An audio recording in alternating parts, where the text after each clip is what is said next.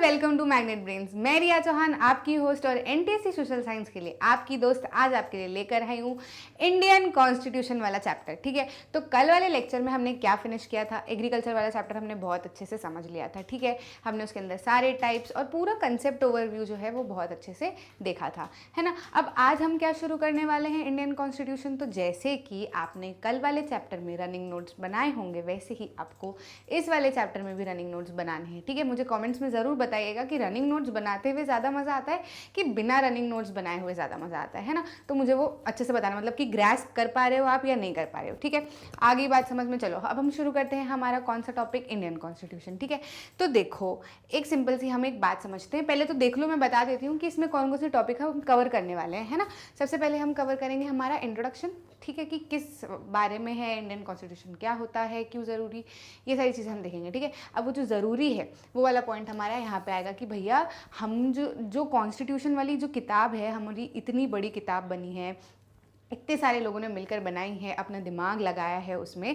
ठीक है, तो क्या ज़रूरत है, क्या कोई ज़रूरत है इंडियन कॉन्स्टिट्यूशन की हमको, या फिर किसी भी कंट्री को क्या कॉन्स्टिट्यूशन की ज़रूरत होती है, इस बारे में हम इसमें समझेंगे। ठीक है, उसके बाद में हम देखेंगे कि भैया कॉन्स्टिट्यूशन तो बन गया, इंडिया का कॉन्स्टिट्यूशन जब बन गया तो इसके की फीचर्स क्या थे। ठीक है, इंपॉर्टेंट पॉइंट्स क्या थे जो कि देखने लायक है, like we have to look up to. ठीक है, तो ये जो है हमारे की फीचर्स जो है हम इसके अंदर देखेंगे, जैसे फेडरलिज्म हो गया, पार्लियामेंट्री फॉर्म ऑफ गवर्नमेंट हो गया, फिर separation of powers, fundamental rights and secularism. ठीक है, तो एक एक करके इनके बारे में हम बात करेंगे।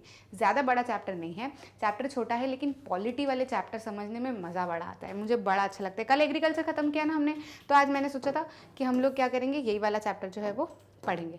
ठीक है, अब देखो चैप्टर स्टार्ट करते हैं। ठीक है, ज़्यादा समय नहीं लेते हैं, अपने सारे सेंसेस जो है अलर्ट मोड पे रखो, एनटीएससी की तैयारी करनी है। ठीक है, भूलना मत।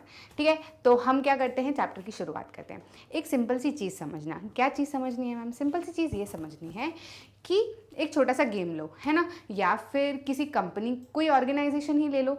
अगर मान लो कि कहीं पर रूल्स नहीं होते, कहीं पर रेगुलेशंस नहीं होते, तो काम कैसे चलता है। ठीक है, जैसे कि एक फ़ुटबॉल मैच ले लो आप, है ना। फ़ुटबॉल मैच में अगर हम रूल्स ना रखें, अगर हम रेगुलेशन ना रखें, तो क्या होगा, प्लेयर्स, भैया स्पोर्ट्स का तो आप जानते हो कैसे ईगो पे बात हो जाती है बिल्कुल, अरे आज तो हरा के बताएंगे, आज तो हम जीत के रहेंगे, अरे इसने ये इसका गोल हुआ है तो ऐसे गलती से हुआ है, फिर वो रेफरी के ऊपर लड़ने लग जाते हैं। ठीक है, तो कितनी सारी चीज़ें हो जाती है। तो अगर रूल्स ना रखें, रेगुलेशंस ना रखें, तो ऐसी अफरा तफरी मच जाएगी ना, है ना।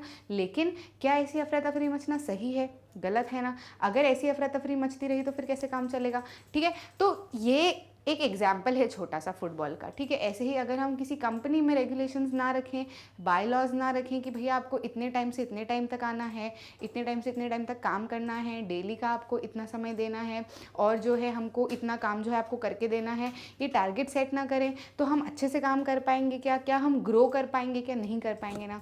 ठीक है, हर कोई आएगा अपनी मस्ती से, बढ़िया अपने कभी घर वालों को लेकर आ जाएंगे, कभी कब खाना खाएंगे, कभी बैठेंगे, कभी कंप्यूटर मूवी देखने लगेंगे, ये सारी चीज़ें होने लगेगी, क्योंकि हर इंसान अपनी मर्जी का मालिक होता है। ठीक है, तो जब ऐसी चीज़ें होने लगेगी तो फिर एक ओवरऑल ग्रोथ जो हम देखना चाहते हैं किसी भी चीज़ में, वो हो पाएगी क्या, नहीं हो पाएगी, जाहिर सी बात है। ठीक है, तो हम यही बताना चाह रहे हैं कि जिस तरीके से फुटबॉल के गेम में बिना रेगुलेशन के काम नहीं चल सकता, वैसे ही किसी भी देश में बिना रेगुलेशन और रूल्स के काम नहीं चल सकता। आ रही है बात समझ में, नहीं तो फिर ऐसी स्थितियां जो है वो हर आए दिन देखने को मिलती है। ठीक है, तो हमारा ये जो पहला टॉपिक है कि why do we need a constitution. ठीक है, why do we need a constitution, उस चीज़ पे भी हम इसी के थ्रू जो है वो क्या करेंगे, बात करेंगे। In large societies in which different communities of people live together, the rules are formulated through consensus. ठीक है, and in modern countries this consensus is usually available in the written form. आ रही है बात समझ में, कि जब जैसे कि फुटबॉल वाली टीम का हमने एग्जाम्पल लिया ना, कि एक टीम अलग होती है, दूसरी टीम अलग होती है, तीसरी टीम अलग होती है, हर कोई अपने आप को जिताना चाहता है, टीम अप करके ग्रो करना चाहता है, तो ऐसे में लड़ाई झगड़े की स्थितियां क्या होती है, उत्पन्न होना स्वाभाविक सी बात है। वैसे ही अगर कोई देश है तो वहाँ पर हर प्रकार के लोग होते हैं, हर सोच के लोग होते हैं, हर धर्म के लोग होते हैं, हर रेस के लोग होते हैं। तो फिर ऐसे लोगों में भी क्या होगा, जब विचारों में अलग अलग जो है वो सोच रहेगी, तो फिर मतभेद होना तो जाहिर सी बात है ना, होंगे ही। घर में ही होता है, भाई को कुछ और चाहिए, बहन को कुछ और चाहिए, भाई को रात में बाहर जाना है, बहन को भी रात में बाहर जाना है, तो फिर वो थोड़ा सा जो है एक कंट्रोल करके रखना पड़ेगा ना कि नहीं भैया, फिर क्या होगा, रात में दिक्कत आएगी तो फिर भैया अगर लड़की को अलाउ नहीं करे तो फिर लड़के को भी बोलो कि नहीं इतने टाइम से जो है आपको बाहर नहीं जाना, आप जो है अपना जो भी काम है इतने टाइम तक कर लो, ठीक है। तो फिर वो क्या होता है, ऐसा लगता है कि हाँ चलो सबके लिए सेम चीज़ है तो फिर परेशानी नहीं। जहाँ भाई को अलाउ किया कोई चीज़ करने के लिए, बहन को अलाउ नहीं कर रहा है कोई चीज़ करने के लिए, तो भैया दंगे हो जाते हैं, ठीक है। तो एक छोटी सी जगह में भी वही चीज़ होती है। ऐसे ही बड़ी सी बड़ी कंट्री, बड़े से बड़े देश भी हम ले लो तो वहाँ पर भी यही समस्या है, ठीक है। तो उन समस्याओं के लिए क्या होता है, in large societies in which different communities people live together, rules are formulated through consensus, ठीक है। सारी कम्युनिटीज़ कुछ लॉज पे क्या करती हैं, अग्री करती हैं कि हाँ भैया ये लॉ हम भी मानेंगे, हम भी मानेंगे, हम भी मानेंगे, हम भी मानेंगे,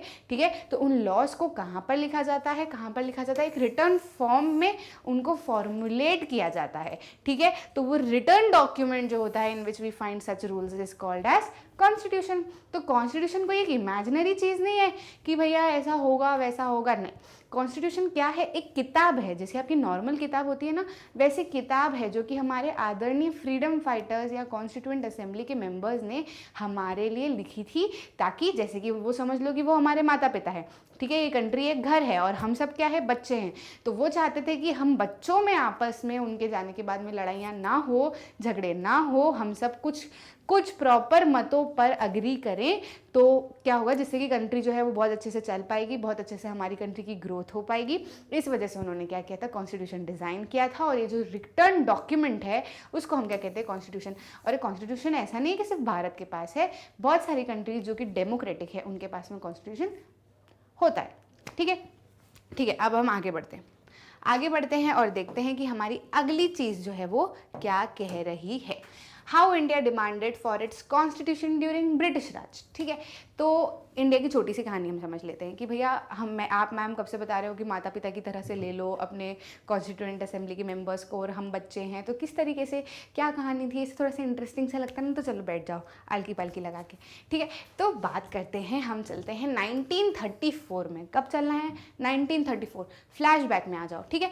the Indian national Congress made the demand for constituent assembly, ठीक है। इंडियन नेशनल कांग्रेस ने कॉन्स्टिट्यूएंट असेंबली की डिमांड की कि नहीं, हमको क्या करना है, एक कॉन्स्टिट्यूएंट असेंबली बनाना है। कॉन्स्टिट्यूएंट असेंबली क्या, अरे असेंबली मतलब क्या होता है, असेंबल होना, मतलब एक साथ में बैठना, ठीक है, जहाँ पर हम चीज़ें डिस्कस करें। कॉन्स्टिट्यूएंट असेंबली क्या, ऐसी असेंबली जिसमें हम कॉन्स्टिट्यूशन बनाएंगे, ठीक है, उसको क्या कहते हैं, कॉन्स्टिट्यूएंट असेंबली। तो 1934 में इंडियन नेशनल कांग्रेस ने ये डिमांड की कि भैया हमको क्या करनी है, ब्रिटिशों से ये डिमांड की कि आप हमको हमारी कॉन्स्टिट्यूएंट असेंबली बनानी है। और अब बहुत हो गया, मतलब बहुत फ्रीडम स्ट्रगल्स चले थे, बहुत सारी चीज़ें, ऐसा नहीं कि एक दिन बैठे बैठे चाय पीते पीते बोल दिया कि नहीं हमको कॉन्स्टिट्यूएंट असेंबली बनानी है, ऐसा नहीं हुआ था। उन लोगों ने बहुत स्ट्रगल किया था और फिर एंड में उन्होंने जब डिमांड की कॉन्स्टिट्यूएंट असेंबली को during the second world war, this assertion for an independent constituent assembly formed only of Indian gained momentum and this was convened in December 1946, ठीक है। तो क्या हुआ था, देखो बताऊं कि नहीं बताऊं, एनसीईआरटी में नहीं है वो आपके लिए, लेकिन अगर कोई स्टोरी समझनी है तो फिर आगे पीछे का भी थोड़ा सा पता होना चाहिए ना, है ना। तो क्या हुआ था, देखो शॉर्ट में बता देती हूँ, ठीक है, कि हमको ब्रिटिशर्स ने प्रॉमिस किया था कि वो हमको क्या करेंगे, हमको प्रोविंशियल वो बनाने देंगे, ऑटोनॉमी, ठीक है, वो बनाने देंगे। लेकिन फिर क्या हुआ कि उन लोगों का कुछ काम निकल गया हम लोगों से, फिर वो लोग भूल गए कि इनकी प्रोविंशियल ऑटोनॉमी हमको बनवानी है, भूल तो क्या गए, उन्होंने जानबूझ के टाल दिया। लेकिन फिर क्या हुआ, हिटलर आए, हिटलर ने क्या किया, ब्रिटेन और मतलब वो जो सेकेंड वर्ल्ड वॉर हुआ था उन कंट्रीज़ पे आक्रमण कर दिया। अब जब आक्रमण कर दिया था ना, तो फिर ब्रिटिशर्स को किसकी ज़रूरत पड़ी, इंडियंस की ज़रूरत पड़ी कि भैया इंडियंस की ज़रूरत क्यों पड़ी, कि इंडिया के पास में बहुत सारे लोग हैं जो क्या कर सकते हैं, सेना में काम कर सकते हैं, और इंडिया में ही ब्रिटिशर्स जो हैं वो क्या कर सकते हैं, अपने वेपन्स बना सकते हैं, अलग अलग चीज़ें कर सकते हैं, क्योंकि इंडिया में शुरुआत से गरीबी बहुत थी, ठीक है, मतलब सारा कुछ तो वही खा गए थे, है ना। तो उन्होंने क्या सोचा कि भैया हम इंडियंस को क्या करते हैं, फिर से पटा लेते हैं, और फिर क्या करते हैं, बदले में हम उनको कह देंगे कि ठीक है आप आपकी कॉन्स्टिट्यूएंट असेंबली जो है वो बना लो। आ रही है बात समझ में। तो उन्होंने क्या किया था, सेकेंड वर्ल्ड वॉर में अगर कोई आपको कहता है कि सेकेंड वर्ल्ड वॉर जो है वो ब्रिटेन अपने बलबूते पे जीता था, तो बिल्कुल भी ऐसा मत सोचना। सेकेंड वर्ल्ड वॉर अगर जीता था तो वो इंडियंस की बदौलत जीता था, क्योंकि हमने उनको मैन पावर दी थी, वेपन पावर दी थी, जितने भी सारे आर्मी के जो वेपन वगैरह थे ना वो सारे के सारे हमारे यहाँ पे बने थे, ठीक है। तो ये सारी चीज़ें हुई थी। अब जब वो सेकेंड वर्ल्ड वॉर में जीत गए ना हमारे वजह से, तो फिर उन्होंने क्या बोला कि चलो, गांधी जी ने बोला कि भैया अब मत पलट जाना इस बार, अब आपको जो है वो हमको अलाउ करना पड़ेगा।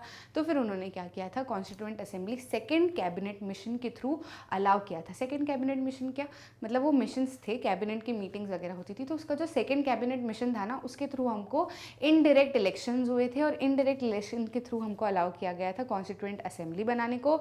9 दिसंबर को जो है हमारी क्या बनी थी, कॉन्स्टिट्यूएंट असेंबली जो है वो पहली बैठक हुई थी उसकी, ठीक है। और फिर उसके बाद में क्या हुआ था, फाइनली जो है हमारा कॉन्स्टिट्यूशन बन के आया था। इतनी बात समझ में आई। तो ये जो है हमारी छोटी सी कहानी है इंडियन कॉन्स्टिट्यूशन की, ठीक है। वो कॉन्स्टिट्यूएंट असेंबली में ऐसा नहीं कि पूरे भारत देश के लोग थे, है ना, अलग अलग रीजन से अलग अलग लोग थे जो कि क्या कर सके, अलग अलग लोगों की सोच को बता सके कि भैया हमारी कम्युनिटी ये सोचती है, हमारी कम्युनिटी ये सोचती है। फिर सारे लोग मिलकर क्या करें, कुछ लॉज बनाएं जो हर कोई क्या हो, एग्री कर सके। इतना समझ में आया, ठीक है। Between December 1946 and November 1949 the constituent assembly drafted a constitution for independent India, ठीक है। 9 दिसंबर 1946 को हमारी पहली कॉन्स्टिट्यूएंट असेंबली की पहली बैठक थी, ठीक है। और फिर उसके बाद में क्या हुआ, 1949 तक, इतने दिनों तक बैठ के, डेली बैठ के इतनी मगजमारियाँ की होगी, सोचो आपने, मतलब एक घर में लॉज बनाना कितना मुश्किल हो जाता है, ऐसे ही हमारे कॉन्स्टिट्यूएंट असेंबली के मेंबर्स ने इतने सारे लोगों के लिए कैसे लॉज बनाए होंगे, ठीक है। तो एक साइलेंट थैंक्स आप ज़रूर दीजिएगा, जहाँ पर भी आप बैठे हैं, गूज बम्स ना आ जाए तो बोलिएगा, ठीक है। तो इतने टाइम तक फिर उन्होंने क्या किया था कि अपनी कॉन्स्टिट्यूशन जो है वो बनाने पे उन्होंने काम किया था, ठीक है। ये जो है कुछ इस तरीके से आप पिक्चर्स में भी देख सकते हो, ठीक है। आगे बढ़ते हैं और बात करते हैं कि हमारा कॉन्स्टिट्यूशन हमें ज़रूरत क्यों है।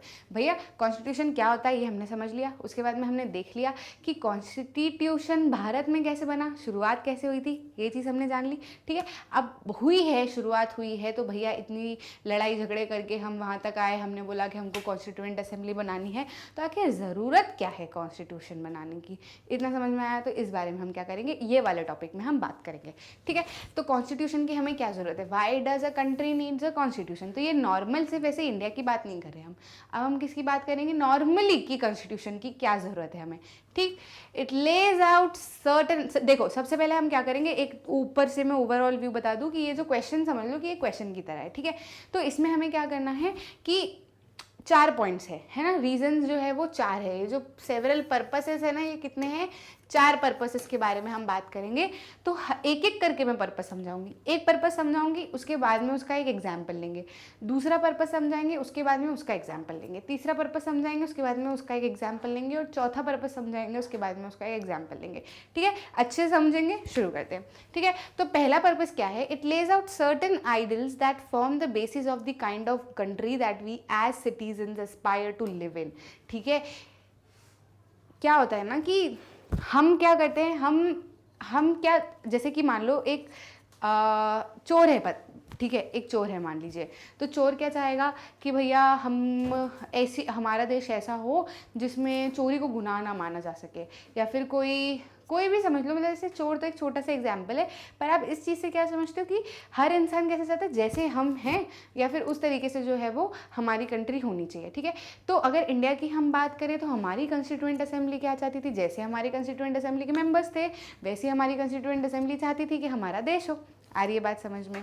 तो कॉन्स्टिट्यूशन क्या करता है, it lays out certain idols, ठीक है। उसके अंदर क्या लिखे होते हैं, हमारे कॉन्स्टिट्यूशन में हम कुछ आइडल्स लिखते हैं, जिस तरीके से हमारे फ्रीडम फाइटर्स चाहते थे कि हमारी कंट्री इस तरीके की हो, इस तरीके से लोग रहे, इस तरीके से लोग डिस्कस करें, इस तरीके से लोग आए जाए खाए पिए, इस तरीके से लोग अपनी लाइफ एंजॉय करें, इस तरीके से लोग जो है वो कानून को माने, इस तरीके से लोग जो है वो अपनी एजुकेशन को फॉलो करें, इस तरीके से जो लोग हैं वो दूसरों को ट्रीट करें। तो ये सारी चीज़ें जो है वो हमारे कॉन्स्टिट्यूशन में हमारे फ्रीडम फाइटर्स ने लिखी थी, ठीक है, कॉन्स्टिट्यूएंट असेंबली के मेंबर्स ने लिखी थी। तो नॉर्मली यदि कॉन्स्टिट्यूशन देखा जाए हर कंट्री के लिए, तो कॉन्स्टिट्यूशन का क्या काम होता है, सबसे पहला पर्पस ये होता है कि it lays down the idols, ठीक है। उसमें सारे आइडल्स लिखे होते हैं, एक तरीका लिखा होता है कि भैया किस तरीके से चाहते हैं हमारे देशवासी अपनी कंट्री को चलाना, ठीक है। इतना समझ में आया, ठीक है। Constitution helps sir as a set of rules and principles that all persons in the country can agree upon as the basis of the way in which they want the country to be governed. कि भैया election कैसे हो, लोग कैसे चुने जाए, हमारे leader कैसे हो, ठीक है। तो ये सारी चीज़ें जो है, ये पहला पर्पस जो है वो कॉन्स्टिट्यूशन सर्व करता है। इतना समझ में आया, ठीक। अब इसकी हम क्या करते हैं, एक कहानी जो है वो समझ लेते हैं। कौन सी कहानी है भैया, मैंने कि जैसे कि आपको बताया था कि हम क्या करेंगे, एक पर्पस समझेंगे, उसकी कहानी समझेंगे, दूसरा पर्पस समझेंगे, उसकी कहानी समझेंगे, ठीक है। तो हम क्या करते हैं, इसकी कहानी समझते हैं। क्या है इसकी कहानी, हम सब इसमें क्या है, मतलब पहले पर्पस में आप याद रखना नेपाल की स्टोरी है। कौन सा है, बोलो बोलो, कमेंट में बोलो, और खुद भी जहाँ पर भी बैठे हो वहाँ पर थोड़ी सी तेज़ आवाज़ में बोलो। पहला पर्पस क्या है, it lays down the ideal, ठीक है, ठीक है, समझ में आया। उसके बाद में उसका एग्जाम्पल क्या है, स्टोरी ऑफ नेपाल, ठीक है। तो स्टोरी ऑफ नेपाल क्या है, 1990 में कॉन्स्टिट्यूशन बन चुका था नेपाल का। The final authority rested with the king, ठीक है। 90 नेपाल क्या था, नेपाल में मतलब कुछ फ्रीडम स्ट्रगल्स हुए थे। फिर 1990 में क्या हुआ था, कॉन्स्टिट्यूशन बनाया गया था। कॉन्स्टिट्यूशन बनाने के बाद में कॉन्स्टिट्यूशन में ऐसा लिखा गया था कि भैया जो फाइनल प्रॉपर जो रहेगी पावर, वो किसके पास में रहेगी, राजा के पास में रहेगी। मतलब वो एक कॉन्स्टिट्यूशनल मोनार्की तरीके का था। मोनार्की क्या होता है, जिसमें किंग हेड होता है, ठीक है। तो यहाँ पर भी किंग हेड था, लेकिन कॉन्स्टिट्यूशन के साथ में, मतलब रूल्स एंड रेगुलेशंस तो थे, लेकिन राजा जो होगा वही जो है वो सुप्रीम अथॉरिटी होगा। इतना समझ में आया। तो इसे 1990 के कॉन्स्टिट्यूशन में लिखा था, ठीक है। अब इन्होंने लिख तो दिया, लेकिन फिर क्या हुआ कि जो वो राजा थे, ठीक है, वो जो राजा थे ना, वो जो राजा थे उन्होंने तो ऐसा कर दिया था, उनका ये मानना था कि चलो ऐसा कर देते हैं। लेकिन उनके जो बेटे हुए, हमारे प्रिय किंग ज्ञानेंद्र, ठीक है, उन्होंने क्या किया, उन्होंने धीरे धीरे क्या कर दिया, मिलिट्री के असिस्टेंस के थ्रू जो है वो उन्होंने क्या किया, Maoist uprising in the countryside as his reason began taking over the different aspects of the country with the army's assistance, ठीक है। The king then finally took over as the head of the government, ठीक है। तो ये क्या हुआ कि उन्होंने क्या किया, ये जो माओइस्ट अपराइजिंग हुई, और फिर क्या हुआ कि ये जो किंग थे अपने ज्ञानेंद्र जी, इन्होंने बोला कि भैया मैं तो क्या है, सारा कुछ जो कॉन्स्टिट्यूशन ठीक है, और बाकी मिलिट्री असिस्टेंस के साथ में उन्होंने क्या कर दिया, थोड़े से एक डिक्टेटर जैसी फील लोगों को आने लगी, ठीक है। फिर उनको जमा नहीं लोगों को, है ना, कि नहीं यार ये तो गड़बड़ हो जाएगी कॉन्स्टिट्यूशन मोनार्की में, तो अगर राजा ही जो है वो सारे सुप्रीम अथॉरिटी रहेगा तो दूसरे को तो कुछ मौका ही नहीं मिलना, और ये कैसा कॉन्स्टिट्यूशन या ये कैसी डेमोक्रेसी, हमको तो क्या चाहिए, डेमोक्रेसी चाहिए, है ना। ऐसा नहीं कि हमको तो राजा वाजा वाली चीज़ नहीं रखनी, हमको तो डेमोक्रेसी चाहिए। फिर क्या हुआ, पीपल मूवमेंट हुआ, कहाँ पर, नेपाल में। लोगों ने लड़ाई शुरू करी कि नहीं भाई हम तो है, ये सब हमको नहीं चलना, राजा वाजा वाला काम, ये जो किंग ज्ञानेंद्र है ये अच्छे किंग नहीं बने, हमको तो समझ में आ गया ये जो सुप्रीम अथॉरिटी जो किंग के पास में है ये हमको ले लेनी है, ठीक है। तो नेपाल के में क्या हुआ, पीपल मूवमेंट चला। उसके बाद में fought for several decades to establish democracy, ठीक है। अब उन्होंने बहुत लड़ाई करनी पड़ी, क्योंकि जाहिर सी बात है कि राजा है वही सुप्रीम अथॉरिटी है, तो बाकी कोई इंसान तो जो है वो ज़्यादा कुछ कर नहीं सकता, ठीक है। जो भी है वो सारा राजा के ही हाथ में रहेगा। अब लोगों को जो है वो चीज़ें थोड़ी सी क्या हुई, देर से समझ में आई। तो जब देर से समझ में आई तो फिर उनको प्रॉब्लम हुई, ठीक है। अब जब प्रॉब्लम हुई तो फिर उन्होंने लड़ाई शुरू करी तो उनको बहुत लंबे समय तक लड़ना पड़ा, डिकेड्स तक लड़ना पड़ा, ठीक है। तो फिर उसके बाद में क्या हुआ, 2006 में फाइनली जो है उनकी जो है वो रास आई, मेहनत जो है वो रास आई, रंग लाई, ठीक है। और फिर क्या हुआ, उनकी बल्ले बल्ले हो गई, और फिर उन्होंने क्या किया, end of the powers of the king जो है वो नेपाल में हो गया। किंग जो है वो नॉर्मल जनता जैसा हो गया, किंग की, राजा की जो सारी पावर्स थी वो छीन ली गई। The people had to write a new constitution to establish Nepal as a democracy एक नेपाल जो है डेमोक्रेसी जो है वो घोषित कर दिया गया। जैसे कि आप देख रहे हो, मुझे अभी आपको बताना था कि नेपाल जो है वो कुछ इस तरीके से दिखता है, ठीक है। यहाँ पर देखो आप, ये दिख रहा है आपको इंडिया का map.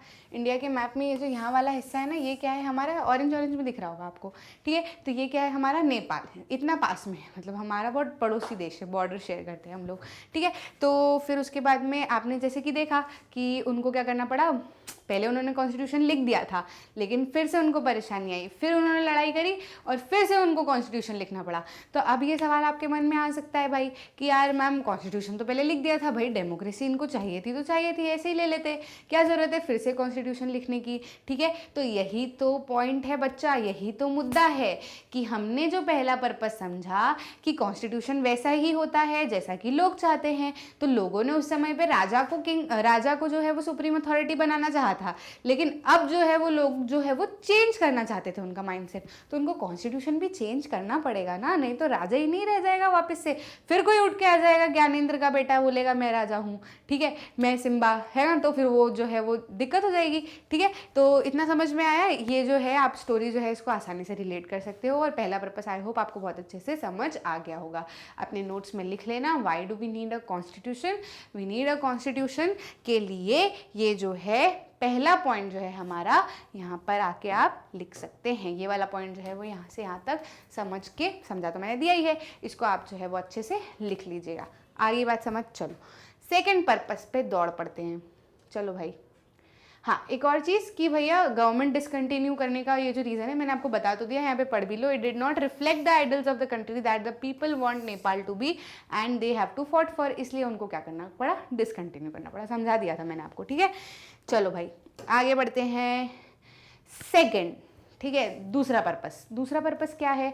The second important purpose of a constitution is to define the nature of a country's political system, ठीक है। कंट्री का पॉलिटिकल सिस्टम डिफाइन करने के लिए भी कॉन्स्टिट्यूशन की क्या होती है, ज़रूरत होती है। जहां पर भी हो इस लाइन को जोर से पढ़ो, ठीक है। In a democracy we choose our leaders so that we can exercise power responsibly on our behalf. जैसे कि हमारे देश में क्या होता है, हम क्या करते हैं कि भैया हमारे जो अपने लोगों में से ही कोई भी नेता खड़ा होता है, ठीक है, फिर हम उसको क्या करते हैं, इलेक्ट करते हैं। इलेक्ट करने के बाद में वो क्या करते हैं, मेंबर ऑफ पार्लियामेंट बनते हैं। अगर वो अच्छे रहते हैं तो फिर इलेक्ट होते हैं, और फिर क्या करते हैं, प्राइम मिनिस्टर भी बनते हैं, कई बार प्रेसिडेंट भी। तो वो जो लोग होते हैं प्राइम मिनिस्टर प्रेसिडेंट, ये क्या कहीं से अलग से पैदा होते हैं, या क्या अलग से इनको बिठाया जाता है शुरुआत से कि नहीं नहीं नहीं इनको ही चूज करके हमको रखना है?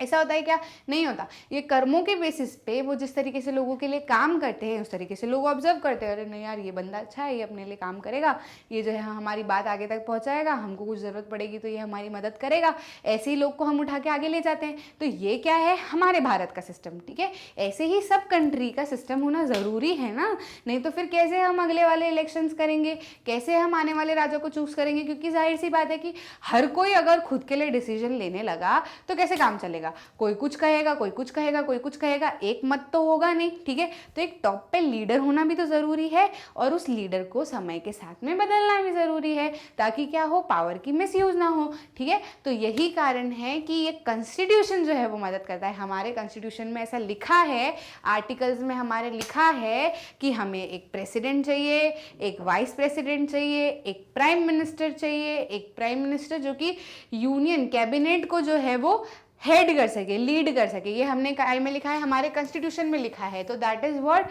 क्या है वो, एक फ्रेमवर्क है, एक ओवरव्यू है कि भैया हम हमारी कंट्री की पॉलिटिक्स को किस तरीके से देखना चाहते हैं। इतना समझ में आया, ठीक है। ये जो चीज़ है ये समझ में आ गई, ठीक है। दैट दीज लीडर्स माइट, अब देखो क्या होता है कि हमारे बिहाफ पे तो उन्होंने रिस्पॉन्सिबिलिटी हमने चूज कर लिया कि भैया ये जो है हमको ये लोग चाहिए और यही क्या करेंगे, हमको लीड करेंगे। However there is always the possibility that these leaders might misuse their authority and the constitution usually provide safeguards against this. क्योंकि आप बहुत अच्छे से जानते हैं कि जब एक इंसान के पास में पावर आ जाती है, शक्तियाँ आ जाती है, तो वो अपने आप को ही भगवान समझने लगता है।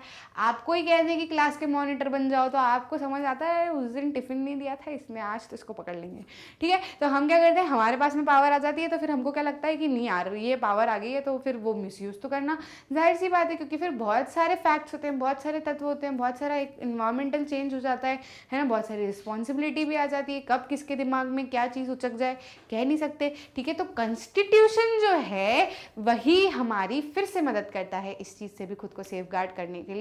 क्योंकि अगर हम हमारे भारत देश की बात करें तो इलेक्शन तो होते हैं, हमारे लीडर्स भी चूज किए जाते हैं, लेकिन हमने कहा है कि ये लीडर्स जो है वो हर 5 साल में चेंज होंगे, ताकि अपनी सत्ता गिरने का डर तो लगा रहे कि नहीं भाई काम बिगड़ेगा, अपनी इज्जत खराब होगी तो अगली बार में अपने को वोट नहीं मिलने वाले, ठीक है। ये चीज़ जब तक दिमाग में नहीं रहेगी, जब तक वो अगर नहीं होगा ऐसा कुछ, तो फिर वो तो बढ़िया उनके ठाट बाट चलते रहेंगे।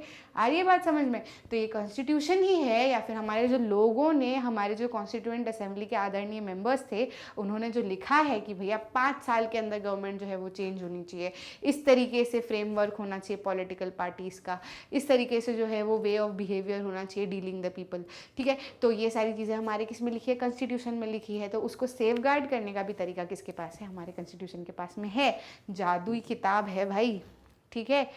सोचो आप, एक घर को चलाने में कितनी परेशानी होती है, माता पिता परेशान हो जाते हैं 2 बच्चों को संभालने में, कैसे कैसे तब 1950 के आसपास मतलब उन्होंने सारी चीज़ें लिखी होंगी और आज तक चली आ रही हैं इतने ज़ोरदार तरीके से। मतलब इतनी जनता को संभालना अपने रूल्स से, और वो रूल्स अभी भी फैक्टफुल है, अभी भी यूज़फुल है, अभी भी इम्पैक्टफुल है। तो मतलब आप उनकी एक इंटेलेक्चुअल देखो उनका कि वो कितने इंटेलेक्ट थे, ठीक है। तो बहुत बढ़िया तरीके से उन्होंने जो सारी चीज़ें की थी, ये जो है हमारा सेकेंड पर्पस ऑफ कॉन्स्टिट्यूशन जो है। चलिए, तो इसका क्या करते हैं हम, सेकेंड वाला पर्पस हमने समझ लिया, अब हम चलते हैं और कहाँ पे पहुँच जाते हैं, हमारे एग्जाम्पल पे, ठीक है। तो जैसे कि आपने देखा, हमने क्या समझा वाला पर्पस, एक बार वापस से बोलो, ठीक है, कि कॉन्स्टिट्यूशन का पर्पस क्या है, define the nature of countries political system, ठीक है। तो इसका एग्जाम्पल कुछ रिलेटेबल ही होगा, है ना। समझते हैं, सुरेश भैया हैं, ठीक है, सुरेश ये जो दिख रहे हैं आपको यहाँ पर, ये है ना। तो इनको क्या करा, मिसेस राव जो है वो क्लास में क्या करना था, उनको जाना था, ठीक है। मिसेस राव को जाना था कुछ काम से, प्रिंसिपल मैम वगैरह ने बुलाया होगा, ठीक है। तो वो गए, तो उन्होंने क्या किया, क्लास में जो मॉनिटर था उसको उठाया कि चल भाई कौन, मतलब भाई तो नहीं बोला होगा, क्लास में तो व्यवस्थित ही बात करते हैं, पर हाँ उन्होंने बोला होगा कि चलो जो भी मॉनिटर है वो आप चलो जो है वो क्लास को मॉनिटर करो, ठीक है। तो सुरेश जी जो है वो उठे बिल्कुल पावर में कि यार चलो आज तो मॉनिटरिंग करेंगे, ठीक है। अब उनमें आ गई पावर, ठीक है। अब उनको पता नहीं क्या लगा, क्या दुश्मनी थी उनकी अनिल भाई साहब से, है ना। ये जो है हमारे कहाँ है, अनिल भाई साहब ये रहे, ठीक है, प्यारे से ये दिख रहे हैं मासूम से, ठीक है। तो अनिल भाई साहब को क्या किया, उन्होंने बोला कि आज तो अनिल मैं तेरा नाम जो है वो टीचर से लूँगा। आप लोग भी करते थे ये, जो मैं स्टोरी सुना रही हूँ ना, बहुत सारे लोगों को अपनी याद आ जाएगी खुद की, ठीक है। तो इन्होंने क्या किया, अनिल भाई साहब को बोला कि नहीं आज तो मैं देख लूँगा तेरे को, और आज तो तेरी कंप्लेन में मैम से करूँगा। अनिल बोला अरे यार मैंने क्या किया, अभी तो मैं कुछ कर भी नहीं रहा था, मैं तो बैठा था बढ़िया मेरी पढ़ाई कर रहा था, मुझसे क्या दुश्मनी है तेरी। ऐसे करके दोनों की बात होने लगी, और मिसेस राव जब लौट के आई तो सुरेश भाई साहब ने क्या किया, उनकी कंप्लेन कर दी कि नहीं भाई ये मैम जो है, ये मैम ये अनिल जो है ये बातें कर रहा था और मुझे परेशान कर रहा था। तो फिर मैम जो है वो गुस्सा हो गई, जाहिर सी बात है, हर क्लास में यही होता है। अब टीचर्स को थोड़े ना पता, हर जगह थोड़े ना कैमरे लगे होते हैं, फिर वो देखने जाएंगे कि अनिल ने कुछ किया कि नहीं किया। बेकार में अनिल को पनिशमेंट देके चली गई कि अनिल अब तुम क्या करना, 100 टाइम्स जो है वो लिखना, ठीक है, कि I will not disobey the class monitor. लिखने को भी कितनी बढ़िया बात दी है, ठीक है। तो बस ये जो सारी चीज़ें उनके साथ में हुई थी, ये छोटा सा एग्जाम्पल है।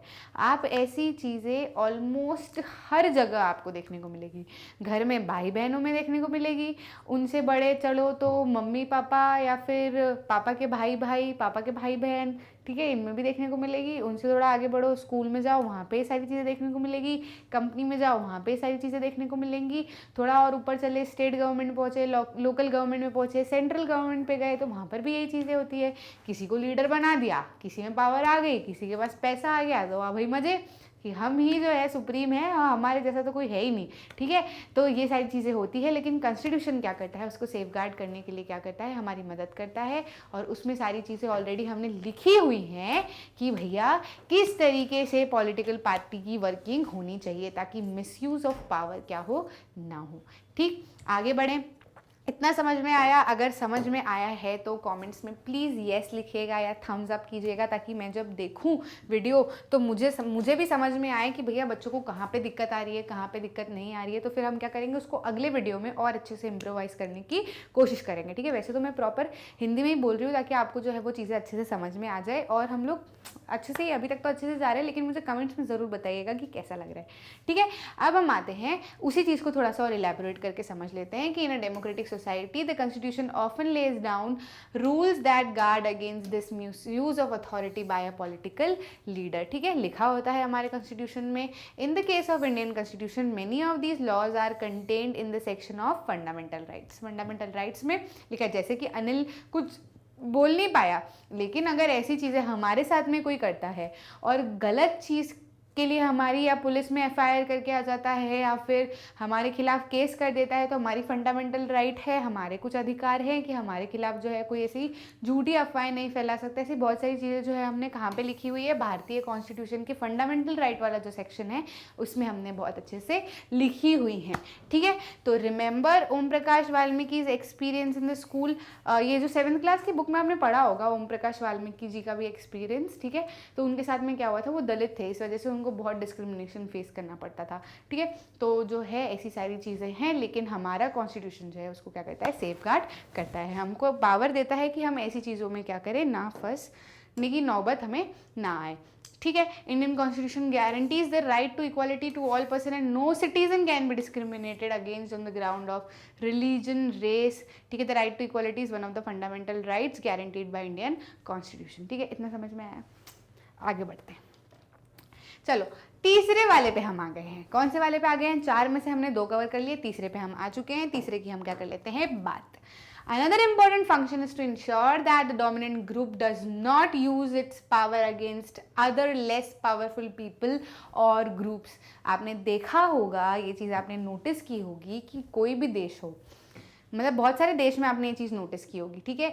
क्या होता है ना कि कोई धर्म के लोग अगर ज़्यादा नंबर में हैं, ठीक है, और दूसरे धर्म के लोग अगर कम नंबर में हैं, तो जो ज़्यादा नंबर वाले लोग हैं ना, वो अपना डोमिनेशन जताते हैं, वो दिखाते हैं कि हम बहुत पावरफुल है, हमारे पास में ज़्यादा पावर है, ठीक है। तो उनके हिसाब से चीज़ों को चलाने की कोशिश करते हैं। ऐसे में क्या होता है, जो माइनॉरिटी होती हैं, जो कम गिनती के लोग होते हैं, उनको क्या होती है, परेशानी होती है, क्योंकि उनकी भी तो कुछ इच्छाएँ हैं, वो भी इंसान हैं, उनकी क्या गलती कि वो माइनॉरिटी सेक्शन में उनने जन्म लिया, ठीक है। तो ये सारी चीज़ें उनके साथ में होती है। तो ये कॉन्स्टिट्यूशन जो है इंश्योर करता है, कॉन्स्टिट्यूशन में ऐसा लिखा है हमारे कॉन्स्टिट्यूशन में कि कोई भी ऐसा नहीं हो सकता कि अगर कोई ग्रुप डोमिनेंट है या फिर नंबर में ज़्यादा है तो दूसरे माइनॉरिटी पे क्या करे, अपनी पावर जताने की कोशिश करे, ठीक है। इतना समझ में आया। इसको ज़्यादा मैं ऐसे करके नहीं बोलूँगी, मैं आपको एक एग्जाम्पल से समझाती हूँ, ठीक है।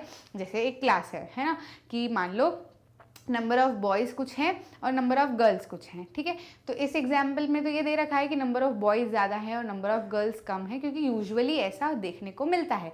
लेकिन अगर कोई लड़की सुन रही है, ठीक है, तो हम हमारे एग्जाम्पल में यही मानेंगे कि नंबर ऑफ़ गर्ल्स ज़्यादा है और नंबर ऑफ़ बॉयज़ कम है, ठीक है, चलेगा, है ना। तो यार ऐसे नहीं, अपने को चीज़ों को थोड़ा सा चेंज करना है ना। तो देखो, मान लो कुछ भी ले लो अपने हिसाब से, मजाक की बात है, कोई फ़र्क नहीं पड़ता, ठीक है। तो अभी तो जो एग्जाम्पल वाला दिया है उस हिसाब से चल लेते हैं, लड़कियों कोई बात नहीं, लेकिन हम भी क्या है, पावरफुल है, चिंता मत करना, ठीक है। तो हम क्या बात कर लेते हैं, हमारे जो एग्जाम्पल में दिया है NCERT में, उस हिसाब से हम चल लेते हैं, ठीक है। मान लो इस क्लास में क्या था, नंबर ऑफ़ बॉयज़ ज़्यादा थे, ठीक है, और नंबर ऑफ़ गर्ल्स जो है वो थोड़ी सी कम थी।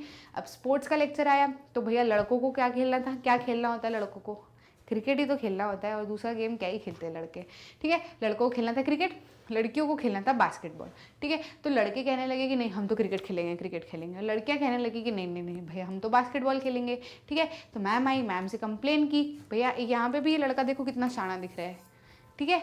तो वो एक ऐसे नहीं होते, वो मस्तीखोर मिस्चीवियस वाले का तो जीत के बताएंगे हम, ठीक है। तो ऐसा था। अब वो दोनों ग्रुप्स की क्या हो गई, लड़ाई होने लगी, ठीक है। इतने में आई हमारी टीचर आई, तो टीचर से उन्होंने क्या बोला कि मैम ऐसी ऐसी बात हो रही है, क्या करना है। तो मैम ने क्या बोला कि ऐसा करो, जो लोग क्रिकेट खेलना चाहते हैं वो सब हैंड रेस कर दो, और जो लोग बास्केटबॉल खेलना चाहते हैं वो हैंड रेस कर दो। अब बताओ यहाँ पर क्या गड़बड़ हुई होगी। जाहिर सी बात है कि लड़कियाँ तो कम नंबर में हैं, है ना। लड़कों ने हाथ उठाए तो लड़कों के हाथ दिख रहे क्रिकेट के लिए। अब लड़कियों ने हाथ उठाए तो लड़कियों की गिनती कम थी, ठीक है। तो लड़कियों के हाथ कम दिख रहे बास्केटबॉल के लिए। तो मैम ने बोला कि चलो ठीक है, जिसके हाथ जिसमें ज़्यादा वो वाला गेम खेला जाएगा। लेकिन क्या ये तरीका सही है?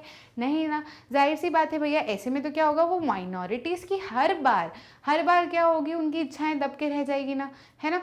तो ऐसी चीज़ें जो है वो अक्सर देखने को मिलती है। यहाँ पर भी यही बोला, ये ही करते हुए जा रहा था। मैंने यहाँ पढ़ा था, कहाँ पढ़ा था, कहीं तो मैंने पढ़ा था। देखो ये रहा, ये कह रहा है ही वी हैव वॉन ऐसे करके। लड़की को बड़ा गुस्सा आ रहा है कि दांत तोड़ दूंगी, ऐसा लग रहा है पिक्चर में देख के, ठीक है। तो ऐसी चीज़ें देखने को मिलती है, लेकिन ये तरीका जो है वो बहुत गलत है। ये सोचकर कोई डिसीजन लेना कि ज़्यादा नंबर ऑफ़ लोग ये चाहते हैं और कम नंबर ऑफ़ ये लोग चाहते हैं, तो ज़रूरी नहीं कि वो डिसीजन हमेशा सही हो, क्योंकि जो कम नंबर ऑफ़ लोग हैं उनकी भी कोई इच्छाएं हैं, और अक्सर वो इच्छाएं क्या होती है, मारी जाती हैं, ठीक है, इस वजह से। तो इस कहानी से हमें क्या शिक्षा मिलती है कि भैया हमारा कॉन्स्टिट्यूशन ये इंश्योर करता है कि अगर ऐसी कोई परिस्थिति हमारे देश में उत्पन्न होती है तो फिर क्या होगा, उसको लॉ से डील किया जाएगा। और ऐसी परिस्थिति में क्या होगा, ऐसा ना हो कि हमेशा डोमिनेंट वाली ही चीज़ को देख लिया जाए कि भैया ज़्यादा लोग ये चाहते हैं और कम लोग ये चाहते हैं, तो फिर उस हिसाब से डिसीजन ले, ये सारी चीज़ें हमें ना करनी पड़े। ठीक है, As the above storyboard illustrate, every society is prone to the tyranny of majority. Tyranny मतलब क्या होता है, वो क्या कहते हैं, जोर आजमाइश करना, है ना, मतलब अपनी शक्ति प्रदर्शन करना। ठीक है, तो वो क्या करते हैं, मेजॉरिटी की टायरेनी होती है। ठीक है, कि भैया जो ज़्यादा लोग हैं वो हमेशा क्या करते हैं, खुद को पावरफुल बनाने की कोशिश करते हैं, छोटे माइनॉरिटी लोगों को क्या करते हैं, दबाने की कोशिश करते हैं। ठीक है, the constitution usually contains rules that ensures that minorities are not excluded from anything that is routinely available to the majority.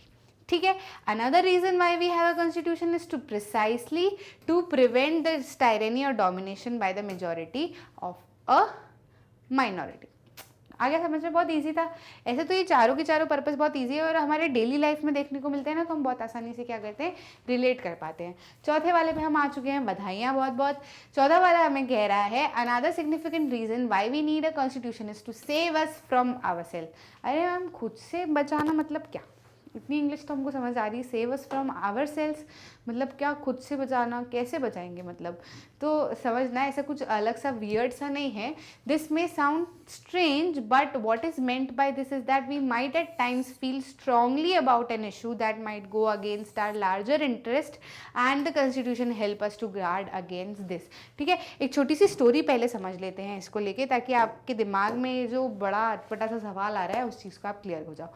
ठीक है, तो क्या है, शबनम जो है वो एक दुविधा में है। ठीक है, दुविधा में क्या है कि भैया शबनम का पेपर है ना, अब शबनम को करनी पढ़ाई, लेकिन टीवी पे चल रहा है सीरियल, है ना, तो सब शबनम को ऐसा लग रहा है अरे यार ये तो मेरा फेवरेट शो है, तो टीवी देखूं कि पढ़ाई करूं। ठीक है, ये चीज़ शबनम के दिमाग में चल रही है। अब क्या होता है ना कि कई बार हम भी चलते रहते टीवी की आवाज़ तेज़ होती है, मम्मी सीरियल देखती रहती है, तो हम कहते हैं अरे मम्मी क्या देखती रहती हूँ, सास बहू के सीरियल।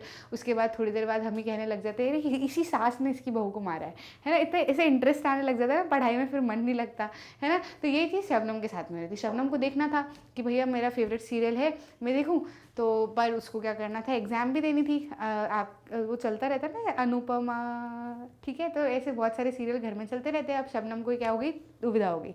ठीक है, लेकिन फिर क्या हुआ कि शबनम की फैमिली जो थी वो थोड़ी सी कोऑपरेटिव थी। उन्होंने क्या किया, या तो टीवी बंद कर दी या फिर शबनम ने एक डिसीजन लिया कि भैया मैं क्या करूं, पढ़ाई करूं। अब जब उसने पढ़ाई की ना, तो उसने क्या हुआ, शबनम के पेरेंट्स ने जब पूछा, फिर उन लोगों की बातचीत हुई, तो फिर पढ़ाई करी उसने। और फिर अगले दिन जब वो पेपर देने गई ना, तो उसके मन में ये ख्याल आया कि it is good that I did not watch TV, there are so many questions from the last 2 chapters. उसको एक दिन पहले लास्ट 2 चैप्टर्स ही कवर करने थे, अच्छा वो उसने कवर कर लिए, नहीं तो फिर क्या होता, उसको परेशानी आ जाती क्योंकि बहुत सारे क्वेश्चन आए। तो ये क्या हुआ, शबनम की इच्छा क्या थी, टीवी देखने की, लेकिन सही क्या था, पढ़ाई करना। तो जब उसने पढ़ाई करना चूज़ किया अपनी इच्छा को छोड़ के, तो वो उसके काम आया ना। ठीक है, तो ये क्या हुआ, उसने खुद को ही खुद के अगेंस्ट प्रोटेक्ट कराना। अगर वो अपनी इच्छा की तरफ जाती तो क्या वो ये सारे क्वेश्चन सॉल्व कर पाती, नहीं कर पाती ना। फिर वो भी अनुपमा जैसे टीवी देखने बैठ जाती वहीं पे मम्मी के साथ में, और बढ़िया चुगली करती कि ये ख़राब है वो ख़राब है, ऐसे करके बढ़िया उसकी रात तो निकल जाती, लेकिन सुबह उसको बड़ी परेशानी आ जाती। ठीक है, तो similarly the constitution help us to protect us against certain decision that we might take could have an adverse effect on the larger principles that the country believe in। ठीक है, कई बार हमें ऐसा लगता है कि ये डिसीजन जो है वो हमारे देश के लिए बहुत अच्छा हो सकता है क्योंकि हमारी इच्छा है, लेकिन ऐसा हमेशा नहीं होता। इसलिए कॉन्स्टिट्यूशन में से प्रिंसिपल्स हैं जिससे हमें समझ आए कि क्या सही है और क्या गलत है और क्या ज़रूरी है। ठीक है, for example it is possible that many people who live in a democracy might come to strongly feel that party politics has become so acrimonious that we need a strong dictator to set this right। कई लोगों को ऐसा लगता है कि party politics इस तरीके से चल रही है, भाई क्या करे, एक डिक्टेटर होना चाहिए जो हमेशा चलता रहे। लेकिन ऐसा हो सकता है क्या, जैसे कहने की बात नहीं है, लेकिन कई बार हमें ऐसा लगता है कि कोई जो है लीडर बहुत अच्छा है तो हमेशा यही चलता रहे। तो जब तक देखो किसी भी इंसान को अपनी सत्ता गिरने का डर नहीं होगा या किसी भी इंसान को रॉन्ग फीडबैक मिलने का डर नहीं होगा, तब तक वो क्या करेगा, अपने हिसाब से चीज़ों को करता रहेगा।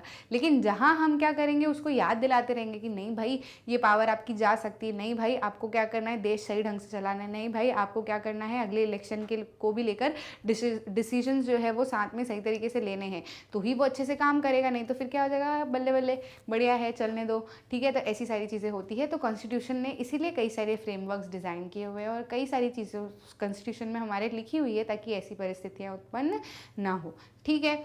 आगे बात समझ में, तो ये क्या था हमारा जो है, ये था कि कॉन्स्टिट्यूशन के हमारे 4 जो है वो प्रिंसिपल हुए। A good constitution does not allow these whims to change its basic structure, ठीक है। कि अगर कोई एक बंदा कुछ सोचने लगे या कुछ ग्रुप ऑफ पीपल सोचने लगे कि चलो डिक्टेटरशिप ही आ जानी चाहिए, तो ऐसा नहीं है कि हमारे देश में डिक्टेटरशिप आ जाएगी, ठीक है। क्योंकि कॉन्स्टिट्यूशन ने ये अलाउ ही नहीं किया गया है, कॉन्स्टिट्यूशन में ये अलाउ ही नहीं किया गया है। It does not allow for the easy overthrow of provisions that guarantee rights of citizens and protect their freedom. आगे बात समझ में, तो क्यों हमें कॉन्स्टिट्यूशन की ज़रूरत है, ठीक है। From the above discussion we have understood that the constitution plays a very very very very very important role in democratic societies. इतना समझ में आया, ठीक है। ये 4 पॉइंट्स अच्छे से समझ में आ गए। नोट्स में इसको अच्छे से लिख लेना, बहुत इजी है। सबके साथ में अपने एक एक एग्जाम्पल है, तो फिर आपको लर्न करने में ज़्यादा परेशानी इसको नहीं आएगी। एनटीएससी के पॉइंट ऑफ व्यू से देखें तो जो मतलब 4 ओवरव्यूज़ जो है वो तो ले ही लेना अच्छे से, ताकि आपको क्या हो, परेशानी ना हो अगर उनसे रिलेटेड भी क्वेश्चन आ गया। बाकी तो जो क्वेश्चन किस तरीके से आएंगे इस टॉपिक को लेके वो हम एमसीक्यू वाले सेशन में देखेंगे ही।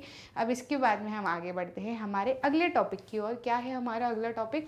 हाँ, की फीचर्स के बारे में हम बात करेंगे, ठीक है। तो हम की फीचर्स ऑफ इंडियन कॉन्स्टिट्यूशन की बात कर लेते हैं, है ना, कि क्या क्या की फीचर्स थे। अब हमने इंडियन कॉन्स्टिट्यूशन समझ तो लिया कि कैसे आया, कौन लेकर आया, किसने बनाया, क्या क्यों ज़रूरी है, सारी चीज़ें हमने समझ ली, ठीक है। अब ये बनाया तो है, तो इसके अंदर क्या है, इन सारी चीज़ों के बारे में हम जान लेते हैं, ठीक है। तो एक और चीज़ इसके साथ में ये भी समझना कि जब हमारा 20th century, beginning of the 20th century की यदि हम बात करें तो उस समय पे क्या था, हम बहुत एक कश्मकश में थे। कौन कौन? हम, मतलब मैं तो थी नहीं ना आप थे, ठीक है। हमारे जो फ्रीडम फाइटर्स जो थे, जो उस समय पे आज़ादी के लिए लड़ाई कर रहे थे, वो लोग जब थे तो उनको क्या प्रॉब्लम थी कि भैया बहुत सारी चीज़ें फेस करनी पड़ रही थी। क्या फेस करनी पड़ी थी? मतलब ऐसा नहीं है कि मैंने कह दिया कि कॉन्स्टिट्यूशन बनाया तो लो बैठे, इंक लिया और चलो चलो चलो बोलते जाओ, कहीं से कॉपी पेस्ट कर लिया और काम हो गया, जैसे हम लोग आजकल करते हैं, ठीक है। वो सब नहीं था, सारा कुछ बैठ के डिस्कस करके, कितने सालों तक मैंने आपको बताया था ना, 1946 से 1949 में फिर जो है हमारा कॉन्स्टिट्यूशन जो है वो बनकर बाहर आया था, है ना। तो ये सारी चीज़ें उस समय पे चल रही थी। अब उसके अंदर दिक्कतें क्या थी, क्यों इतना समय लग गया? समय इसलिए लग गया क्योंकि हमारा देश जो है वो बहुत डाइवर्सिफाइड है। मतलब घर में इतने मतभेद नहीं होते होंगे, इतना हमारा कॉन्स्टिट्यूशन या फिर हमारा कंट्री जो है उसमें तरह तरह के लोग हैं, हिंदू हैं, मुस्लिम हैं, क्रिश्चियन है, सिख है, ईसाई। हमने सभी लोगों को, हमारे भारत देश ने सभी लोगों को, सभी को जगह दी है कि भैया आप भी आ जाओ, आप भी आ जाओ, आप भी आ जाओ, आप भी आ जाओ, सब मिलकर रहेंगे, ठीक है। तो ये परेशानी थी। अब जब सबको एक्सेप्ट तो कर लिया, लेकिन सबके रहने सहने के तरीके अलग, जीने के तरीके अलग, चीज़ों को समझने की सोच अलग, ठीक है। उसके बाद में बहुत सारी चीज़ें अलग अलग थी, ठीक है। तो जब अलग अलग होती हैं चीज़ें इतनी ज़्यादा, तो फिर मतभेद होने के चांसेस बढ़ते हैं, है ना। तो ये बड़ी परेशानी थी कि भैया हमको कॉन्स्टिट्यूशन बनाना है, लॉज बनाना है, तो सबको मद्देनज़र रख के बनाना है। मतलब ऐसा नहीं कि कोई छूट जाए या कोई माइनॉरिटी दबी रह जाए या मेजॉरिटी को ज़्यादा पावर मिल जाए। ये सारी चीज़ें जो है वो ध्यान में रख के उनको कॉन्स्टिट्यूशन जो है वो बनाना पड़ा था, है ना। तो by the beginning of 20th century, the Indian national movement had been active in the struggle for independence from British rule for several decades. ये मैंने आपको शुरुआत में बताया था. During the freedom struggle, the nationalists had devoted a great deal of time to imagining and planning what a free India would look like. ठीक है, तो जैसे आप अभी NTSC की तैयारी कर रहे हो, है ना, अभी तो आपने शुरू ही किया है. आपको क्या लगता होगा ऐसे मन में कि अरे यार बढ़िया NTSC के लिए पढ़ लेंगे तो बढ़िया हमारा क्या हो जाएगा, हमको स्कॉलरशिप मिलती रहेगी तो थोड़ा बहुत अपना खर्चा खर्चा पानी भी निकल जाएगा, खर्चा पानी निकलेगा साथ साथ में एक रेपुटेशन भी बन जाएगी, है ना। रेपुटेशन बनेगी तो फिर हम ये करेंगे ऐसे कॉलेज में, फिर हमको वो वाले गवर्नमेंट एग्जाम प्रेफरेंस मिल जाएगा। ऐसे अंदर अंदर ऐसे लड्डू फूटते होंगे ना करते समय, सोचते होंगे, क्योंकि अभी आप मेहनत कर रहे हो उस चीज़ के लिए, है ना। मैं भी जब लेक्चर प्रिपेयर करती हूँ तो मैं सोचती हूँ कि अरे आज मैं ये पढ़ाऊँगी, इसके अंदर ऐसा कर लूँगी तो बच्चों को इस तरीके से चीज़ें समझ में आ जाएगी, ये उनको नहीं पता होगा तो ये और एक्स्ट्रा में मैं उनको बता दूँगी, है ना। तो ये सारी चीज़ें हमारे दिमाग में चलती है। अब वैसे ही उस समय पे क्या होता था कि इतनी किल्लतें, इतनी गुलामी, 200 साल तक हमने यही सारी चीज़ें देखी थी, हमारे फ्रीडम फाइटर्स ने ये सारी चीज़ें देखी थी, तो उनको ऐसा लगता था हर समय कि बस हमारा भारत जब आज़ाद होगा ना तो हम ये चीज़ें करेंगे हमारे देश में, कि हमारे आने वाले बच्चों को ये परेशानी ना हो। माँ बाप सोचते हैं ना, हमारे माता पिता अक्सर हमें कहते हैं कि यार इतना सब कुछ तुमको मिल रहा है, हमको तो ये भी नहीं मिलता था। हम सोचते हैं कि बस जो जो चीज़ें हमें ना मिली हम हमारे बच्चों को वो सारी चीज़ें दें, ठीक है। तो इसी तरीके से हमारे फ्रीडम फाइटर्स भी इन सारी चीज़ों को सोचते थे और हर दिन इमेजिन करते थे कि हमारा आज़ाद देश जो है वो कुछ इस तरीके से होगा, लोग ऐसे रहेंगे, ऐसे पढ़ाई करेंगे, ऐसे आएंगे जाएंगे, ऐसे लोगों को ट्रीट करेंगे, ठीक है। तो ये सारी चीज़ें हमारे फ्रीडम फाइटर्स के दिमाग में चलती थी, ठीक है। तो they have nationalist had devoted a great deal of time imagining and planning how free India would look like, है। मुझे जब मेरे पापा स्कूटी दिलाने वाले थे, जब पहली बार स्कूटी, जब मैं 9th स्टैंडर्ड में थी, तो हम दोनों क्या करते थे, जब मुझे पापा कोचिंग के लिए ड्रॉप करने जाते थे ना, तो हम लोग रास्ते में ऐसे देखते रहते थे। तो मैं देखती थी कि अरे स्कूटी ऐसे कलर की लेंगे, ऐसे कलर की लेंगे, ऐसे चलाऊंगी, अच्छा 2 टायरों पे ही चलती है तो कहीं गिर ना जाऊँ, है ना।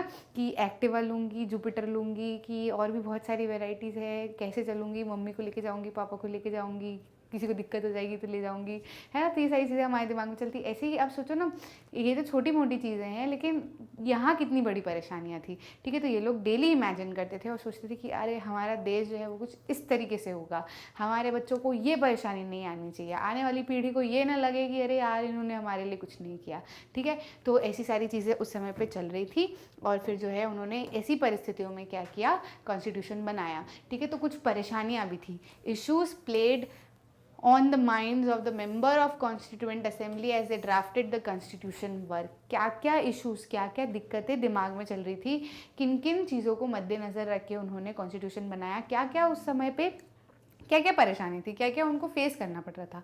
सबसे पहली चीज़ तो ये थी कि the long experience of authoritarian rule under the colonial state, ठीक है। हमने बहुत समय तक राज किया था, ठीक है। हमने इतना समय गुलामी में गुजारा था कि कुछ लोग तो पैदा हुए गुलामी में ही रहे और फिर उनकी क्या हो गया, उनका समय समाप्त हो गया, ठीक है। तो उन्होंने गुलामी के अलावा कुछ और देखा नहीं, हमने भी गुलामी के अलावा कुछ और देखा नहीं था, तो हमें पता ही नहीं था कि कैसे और अलग चीज़ें हो सकती है, ठीक है। वो तो फिर जैसे भीमराव अम्बेडकर जी है, महात्मा गांधी जी जो अफ्रीका से आए थे, अलग अलग जगह से हमने वर्ल्ड मैप सीखा, धीरे धीरे हमने पढ़ाई शुरू की, वर्ल्ड हिस्ट्री समझी, तो फिर हमें समझ में आया कि अरे नहीं नहीं ये ऐसा नहीं, और भी अलग अलग तरीके से हो सकता है, ठीक है। तो जब वो तो कुछ लोगों ने समझा, लेकिन बाकी जो पूरा देश था वो तो गुलामी था ना, उनकी सोच को कैसे परिवर्तित करना, उनके दिमाग में कैसे डालना कि ये चीज़ आपके लिए सही है, आप ये करो। समझ रहे हो कि नहीं समझ रहे हो। एक क्लास ही होती है, अगर उसमें ही टीचर ने कह दिया कि नहीं इस समय पे खाना नहीं खाना है, रेसेस का टाइम ये समय से ये समय तक है, पर मना कर दिया तो ब्रेक में नहीं खाएंगे हम, तो पहले ही लेक्चर में ख़त्म कर देंगे, ठीक है। तो कितना मुश्किल हो जाता है एक क्लास को ही संभालना, ठीक है। तो वैसे ही ये तो पूरे देश को संभाल रहे थे, तो इनके सामने एक बहुत बड़ी चुनौती थी। दूसरी चुनौती ये थी कि to work out the ways in which democratic government would be अब in India and the rules that would determine its functioning, वो फंक्शनिंग के रूल्स भी दिखाना। इंडिया क्या थी, डाइवर्सिटी थी, इंडिया की डाइवर्सिटी, बहुत तरह तरह के लोग थे, सबको समझाना जो है वो एक कहीं ना कहीं देखा जाए तो नामुमकिन जैसा ही कार्य था।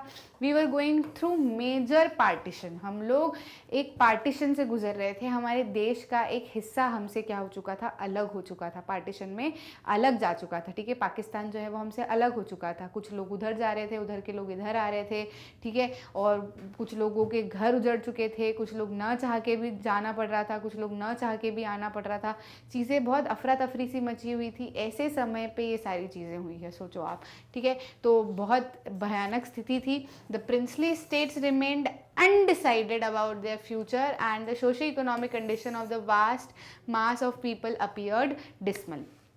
ये जो प्रिंसली स्टेट वाला पॉइंट है ना, इसको लेके मैं एक कहानी बताती हूँ आपको, ठीक है। एनसीईआरटी में नहीं है ये आपके लिए, लेकिन जानना बहुत ज़रूरी है, कोई नहीं बताएगा आपको ये, ठीक है। तो देखो क्या हुआ था कि जब हम आज़ाद नहीं थे ना, तो अगर हम हमारे भारत देश की बात करें, ठीक है, भारत देश की यदि हम बात करें तो हमारे इसमें क्या था, 50% से ज़्यादा जो स्टेट्स थे ना, अबाउट 50% समझ लो, क्या था, प्रिंसली स्टेट थे। प्रिंसली स्टेट मतलब क्या, राजा रजवाड़े, ठीक है, मतलब क्या, वहाँ पर राजा राज करते थे, बाकी जो थे वो मतलब थोड़े बहुत अलग अलग थे, है ना। तो इनको ये समझाना कि हमारे लिए आज़ादी ज़रूरी है, ये बहुत मुश्किल था। ये जो प्रिंसली स्टेट्स के जो राजा थे ना, इनकी गांधी जी से बिल्कुल नहीं बनती थी। क्यों नहीं बनती थी? क्योंकि गांधी जी चाहते थे देश को आज़ादी दिलवाना, लेकिन ये प्रिंसली स्टेट के जो राजा थे ये आज़ादी दिलवाना नहीं चाहते थे। क्यों? क्योंकि इनकी अपने ही स्टेट में बल्ले बल्ले हो रखी थी। क्या बल्ले बल्ले हो रखी थी?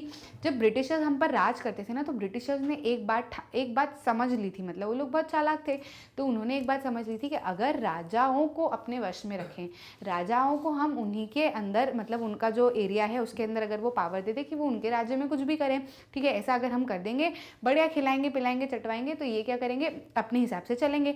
तो राजाओं को तो कोई परेशानी आ ही नहीं रही थी, राजाओं के पास में तो बहुत पैसा आ रहा था, राजाओं की ब्रिटिशर्स से अच्छी बन रही थी, तो राजाओं को कोई लेना देना नहीं था। अगर वो इंडिपेंडेंट हो जाते या फिर वो इंडिपेंडेंट भारत में मिल जाते या देश आज़ाद हो जाता, तो राजाओं को तो हटना पड़ता ना, क्योंकि एक लीडर बन जाता दूसरा सिंगल लीडर सेंट्रल गवर्नमेंट पे, ठीक है, क्योंकि कंट्री जो है वो डेमोक्रेसी होने वाली थी, ठीक है। तो इनको ऐसा लग रहा था कि भैया हमारी तो क्या हो जाएगी, हमारी तो पावर छिन जाएगी। आ रही है कि नहीं आ रही है बात समझ में? तो ये राजाओं को बड़ा डर था कि अगर इंडिपेंडेंट हो गए तो हमारी दिक्कत हो जाएगी, ठीक है। तो ये जो प्रिंसली स्टेट्स जो थे ये बिल्कुल नहीं चाहते थे कि हमारा देश जो है क्या हो, इंडिपेंडेंट हो, ठीक है। फिर क्या हुआ कि भैया जब हमको constituent assembly second world war के बाद में हमको अलाउ कर दिया गया कि आप कॉन्स्टिट्यूएंट असेंबली बनाओ, तो एक बड़ी दिक्कत आ रही थी कि भाई इनका क्या करना है। अब ऐसे अगर इनको, और ब्रिटिशर्स ने क्या कह दिया था राजाओं से, ठीक है, कि मतलब आपको या तो इनके साथ में मिलना है तो मिलो, नहीं मिलना है तो नहीं मिलो, ठीक है। ये ब्रिटिशर्स ने कह दिया था, मतलब बोले कि ब्रिटिशर्स ने बोले थे कि हम इसमें कोई छिड़कानी नहीं करेंगे, ठीक है। तो ऐसे कैसे काम चलेगा भाई? ऐसे तो फिर क्या होगा कि अगर 50% प्रिंसली स्टेट्स हैं तो ये सब कह देंगे कि हम भारत से अलग चले जाएं, हम हमारा अलग राज्य बनाएंगे, है ना, क्योंकि सबको अपनी सत्ता प्यारी, ठीक है। तो अब ये चीज़ सरदार वल्लभ भाई पटेल गांधी जी के दिमाग में बहुत परेशान हो रहे थे कि यार ये ऐसे कैसे काम चलेगा, कैसे करेंगे इस चीज़ को हैंडल। तो फिर सरदार वल्लभ भाई पटेल जी ने बोला कि नहीं भाई, ऐसा कुछ भी नहीं होने वाला, आना है तो आना पड़ेगा, और नहीं आओगे तो ज़ोर ज़बरदस्ती से आर्मी से हम क्या करेंगे, अंडर वश में करेंगे, लेकिन देश बनेगा तो पूरा एक देश बनेगा, टुकड़े और नहीं होंगे पाकिस्तान के अलावा। आई कि नहीं आई बात समझ में? ठीक है। तो ये सरदार वल्लभ भाई पटेल जी थे जिन्होंने एक भारत बनाने में बहुत ज़्यादा सहयोग दिया, और उनकी वजह से ही जो है फिर राजाओं ने क्या किया कि चलो ठीक है, जिनको रहना था वो लोग यहीं रहे, सिर्फ एक जो कश्मीर वाला जो पार्ट है उसको लेकर तो अभी भी दिक्कत चलती है, ठीक है। तो ये सारी चीज़ें उस समय पे हुई थी, तो ये भी सारा अलग कचरा चल रहा था, इतनी सारी दिक्कतें थी, लेकिन देखो क्या कॉन्स्टिट्यूशन बनाया यार, ठीक है। तो ऐसे सोशो इकोनॉमिक बहुत सारी कंडीशंस थी जिसको फेस करना पड़ रहा था। उस बीच में कॉन्स्टिट्यूएंट असेंबली रोज़ बैठती थी और क्या करती थी, डिस्कशन करती थी कि भैया कैसे कॉन्स्टिट्यूशन बनाना है, ठीक है। आई बात समझ में? एक और चीज़ मैं आपको बता देती हूँ कि हमारे, हाँ इसके पहले एक और चीज़ समझ लो, they rose to the occasion and gave this country a visionary document that reflect a respect for maintaining diversity while persevering national unity. Diversity को भी मेंटेन करना और साथ में यूनिटी को भी मेंटेन करना was a very important task and very difficult task that the countries constituent assembly was facing, ठीक है। लेकिन फिर भी उन्होंने एक मास्टरपीस बना के दिया, ठीक है। The final document also reflects that the concern for eradicating poverty through socio economic reforms as well as emphasising the crucial role the people can play in choosing their representatives, ठीक है। आगे की बात समझ में, आगे बढ़ते हैं आगे। हाँ, जो मैं आपको बताना चाहती थी वो ये, इनको प्रणाम कीजिए, ठीक है, इनको प्रणाम कीजिए। ये है हमारे डॉक्टर BR अम्बेडकर, ठीक है। ये जो थे हमारी ड्राफ्टिंग कमेटी जो थी, ठीक है। कंस्टिट्यूएंट असेंबली क्या मतलब, जो मैं कंस्टिट्यूएंट असेंबली बना रही हूँ ना उसमें कोई 1-2 मेंबर नहीं थे। कितने मेंबर थे कंस्टिट्यूएंट असेंबली में? 300 लोग डेली बैठते थे, जो मैं बार बार कह रही हूँ ना, इतने मेंबर थे उसमें। ऐसा नहीं है कि 4-5 लोगों से मिलके कर लिया, 300 लोग, और वो भी अलग अलग सोच वाले, ये सारे लोग बैठते थे। लेकिन इनके चेयरमैन कौन थे? ये, ठीक है। Doctor B.R. अम्बेडकर जी जो है हमारे चेयरमैन थे, और इनके बारे में आप जितना पढ़ो उतना कम है। इनकी दिमाग के बारे में, इन्होंने जो जो स्टेप्स लिए हैं, जिस जिस तरीके से कॉन्स्टिट्यूशन बनाने में इनका हाथ रहा है, वो वाकई में बहुत ही रिस्पेक्टफुल है और बहुत ही बढ़िया जो है, मतलब इनका एक सहयोग रहा है कॉन्स्टिट्यूशन बनाने में बहुत हद तक, ठीक है। लेकिन जो है सभी ने मिलकर 300 मेंबर्स जो है वो सारे मेंबर्स की जो है इक्वल रिस्पॉन्सिबिलिटी रही, और सब ने मिलकर क्या किया था, कॉन्स्टिट्यूशन बनाने में मदद की थी। लेकिन ये जो बाबा साहेब डॉक्टर अम्बेडकर थे, ठीक है, B.R. अम्बेडकर, इनको फादर ऑफ इंडियन कॉन्स्टिट्यूशन कहा जाता है, क्योंकि बहुत सारी चीज़ें ऐसी थी जिस पे बाकी लोग एग्री नहीं कर रहे थे, लेकिन इन्होंने बोला कि नहीं ये चीज़ें होनी चाहिए, और फिर कन्विंस किया, तो वाकई में वो चीज़ें आज काम आ रही हैं। जैसे कि शेड्यूल्ड कास्ट की यदि हम बात करें तो उस समय पे बहुत नीच ऊंच चलती थी, ठीक है। राजाओं का समय था, तो लोगों के दिमाग में भी ये सारी चीज़ें बैठी हुई थी कि भैया अपर कास्ट, लोअर कास्ट, ऊंची जाति, नीची जाति, ठीक है, इनकी छाया हम पर नहीं पड़नी चाहिए, इनके हैंडपम्प से हम पानी नहीं पड़ेंगे, ये पिएंगे, ये मंदिरों में नहीं आना चाहिए, स्कूलों में इनको नीचे बिठाएंगे, ऐसी सारी चीज़ें ये देखते थे। तो इनको बड़ी निराशा होती थी कि अरे यार ऐसे कैसे काम चलेगा, क्योंकि अगर किसी भी व्यक्ति ने किसी भी समुदाय में जन्म लिया है तो ये उसकी गलती तो नहीं, ये तो हमारे नज़रिए की गलती है कि हम उनको ऊंच नीच तरीके से देखते हैं। यदि हम उस जगह पर हो तो हमें कितना बुरा लगेगा। आ रही है कि नहीं आ रही बात समझ में? तो ये इनके दिमाग में ये चीज़ थी, क्योंकि ये एजुकेटेड थे, लेकिन जो पूरा देश अनएजुकेटेड बैठा था उसको संभालना कितना मुश्किल, उसको समझाना कितना मुश्किल था। लेकिन फिर भी इन्होंने शेड्यूल कास्ट के लिए बहुत सारे प्रोविजंस निकाले जो वाकई में बहुत ही सक्सेसफुल रहे, और उसी वजह से जो है वो समानता पर आने में अभी भी टाइम है, लेकिन फिर भी उनको बहुत ज़्यादा जो है वो अपलिफ्टमेंट उसके थ्रू मिला, ठीक है। Doctor B.R. Ambedkar believe that the partition in the constituent assembly participation in the constituent assembly helped the scheduled caste get some safeguard in the drafting constitution, ठीक है। कि मतलब जब, क्योंकि वो खुद भी उसी कम्युनिटी से बिलोंग करते थे, तो वो समझते थे, ठीक है। मतलब अगर मैं कहूँ कि मेरे बिहाफ पे अगर कोई और डिसीजन ले रहा है तो उसे क्या पता कि मेरी ज़िंदगी में क्या चल रहा है। आ रही है कि नहीं आ रही बात समझ में? तो ये चाहते थे कि अगर शेड्यूल कास्ट, शेड्यूल ट्राइब्स को अपनी दिक्कतें समझानी है तो उनको उभर के आगे आना पड़ेगा, उनको पॉलिटिक्स में पार्टिसिपेशन लेना पड़ेगा, उनको सिविल सर्विसेज में पार्टिसिपेशन लेना पड़ेगा, उनको खुद को शो करना पड़ेगा, डिसीजन मेकिंग में पार्टिसिपेट करना पड़ेगा, क्योंकि खुद के डिसीजन वही लेंगे तो ज़्यादा अच्छा होगा। जब तक उनके डिसीजन दूसरे लेते रहेंगे तो वो दूसरा जो है वो खुद को ही देख के करेगा ना कि अरे यार ये मेरे को तो खुद को ही देख लूँ मैं, बाकी तो चलता रहेगा, ऐसी सारी चीज़ें होती है। तो इसलिए क्या किया, इनका ये मानना था कि जो ये शेड्यूल कास्ट है, शेड्यूल ट्राइब्स हैं, जो अदर बैकवर्ड क्लासेस है, उनको आगे आना चाहिए और सारी चीज़ों में क्या करना चाहिए, पार्टिसिपेट करना चाहिए। और इन्हें ये भी डर था कि कहीं ऐसा ना हो कि यदि हम पार्टिसिपेट ना करें, और मतलब जो भी माइनॉरिटीज़ है वो पार्टिसिपेट ना करें, तो जो हमारा जो है हिंदू सेंट्रलाइज थे, ठीक है, तो हिंदू कास्ट ऑफिसर्स जो है वो फिर से डिस्क्रिमिनेशन करना चालू कर देंगे, क्योंकि जाहिर सी बात है भाई ये चीज़ तो होती है, मेजॉरिटी क्या करती है, माइनॉरिटी पे डोमिनेट करती है, जो कि सही नहीं है, लेकिन फिर भी लोगों का क्या कर सकते हैं, है ना। तो फिर ये इनका मानना था, लेकिन जो है धीरे धीरे करके सारी चीज़ें उस समय के हिसाब से आज तो बहुत अलग है, थैंक्स टू हिम, ठीक है। इतना समझ में आया। उसके बाद में हम बात करते हैं भैया कि क्या है हमारा आगे का पार्ट, ठीक है। तो हम क्या बात करेंगे की फीचर्स के बारे में। आपने समझ लिया, कॉन्स्टिट्यूशन की कहानी पूरी समझ ली, अच्छे से समझ ली, अच्छे से समझ में आ गई, ठीक है। क्या हुआ कैसे, वैसे स्टोरी घर पे ऐसी रहो ना, ऐसी कुछ स्टोरी अगर मैं सुनाऊँ तो घर पे मम्मी जब खाना वगैरह बनाती रहती है तो ऐसे स्टैंड पे बैठ के फालतू की बातें करते रहते हो ना, जैसी कहानियाँ सुनाया करो उनको, ताकि उन्हें भी पता चले भाई कि कैसे क्या ये सारी चीज़ें हुई है, और आपका भी रिविजन हो जाएगा। मैं तो ऐसे ही करती हूँ, ठीक है।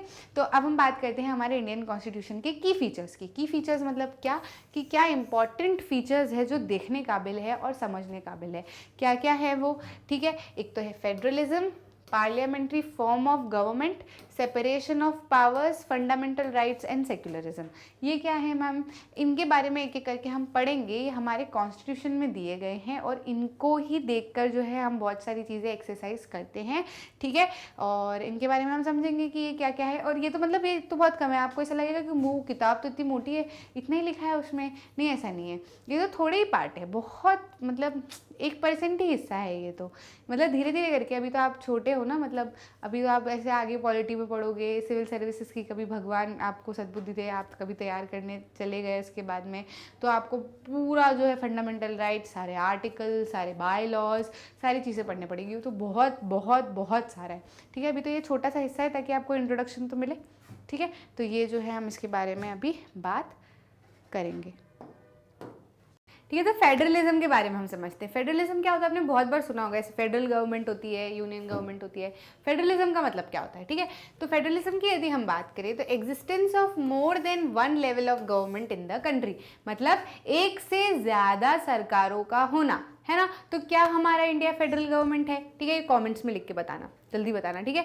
क्या हमारा इंडिया फेडरल गवर्नमेंट है कि नहीं है, मतलब फेडरलिज्म फॉलो करता है कि नहीं फॉलो करता है, ये आप मुझे बताना, ठीक है। येस नो जो भी है वो लिखकर बता सकते हो, ठीक है। तो फेडरलिज्म की यदि हम बात करें तो more than one level of government in the country, ठीक है। कैसे होती है मैम मोर देन वन, एक से ज़्यादा सरकार कैसे हो सकती है, तो आपने तो देखा होगा, ठीक है। कैसे कि सबसे टॉप पे क्या होती है, अगर इंडिया की हम बात करें तो इंडिया में कितनी गवर्नमेंट्स होती है। एक तो हमारी होती है सेंट्रल लेवल पे, जहाँ पर मोदी जी बैठे हैं, ठीक है। अमित शाह, मोदी जी, वो सारे लोग क्या करते हैं, वहाँ से हमको क्या करते हैं, डिसीजंस देते हैं, ठीक है। मतलब रूल्स, मतलब जो भी है सारा कुछ जो है हमारा सेंटर से चलता है, ठीक है। उसके बाद में क्या होती है, एक और गवर्नमेंट होती है। कौन सी गवर्नमेंट होती है हमारी, बोलो बोलो, स्टेट गवर्नमेंट, है ना। किस पे होते हैं, जैसे कि एमपी की यदि हम बात करें तो शिवराज सिंह चौहान, है ना। तो मतलब एक चीफ मिनिस्टर जो हैंडल करते हैं, ठीक है। तो ये कौन सी हो जाएगी हमारी, स्टेट गवर्नमेंट, है ना। यहाँ पे कौन सी हो जाएगी हमारी, सेंट्रल गवर्नमेंट, ठीक है। और यहाँ पर इसके बाद में हमारी कौन सी आ जाती है, एक और जो हमारी आ जाती है, जैसे होगी हमारी पंचायती राज, डिस्ट्रिक्ट गवर्नमेंट, है ना। तो ये सारा क्या किस में आ जाएगा, हमारा थर्ड लेवल ऑफ गवर्नमेंट में, ठीक है। तो है कि नहीं हमारे यहाँ पे एक से ज़्यादा, ठीक है। तो मतलब वो तो और बहुत डीप कंसेप्ट है, लेकिन अभी हमको ऊपर ऊपर से पढ़ना है, ठीक है। कि भैया एक से ज़्यादा गवर्नमेंट जब भी किसी देश में होती है तो फिर वो क्या होती है, फेडरलिज्म को फॉलो करते हैं, फेडरलिज्म के कंसेप्ट को फॉलो करते हैं, ठीक है। तो फेडरलिज्म में हमारा एक से ज़्यादा हमने समझ लिया, India we have governments at the state level and at the central level. उसके बाद में पंचायती राज जो होती है is the third tier of the government, ठीक है। पहला टायर कौन सा है, सेंट्रल, दूसरा है हमारा स्टेट, और तीसरा है कौन सा हमारा, पंचायती राज वाला। कौन सा आ गया हमारा, पंचायती राज। आगे बात समझ में है ना, इतना समझ में आया, आगे बढ़ते हैं।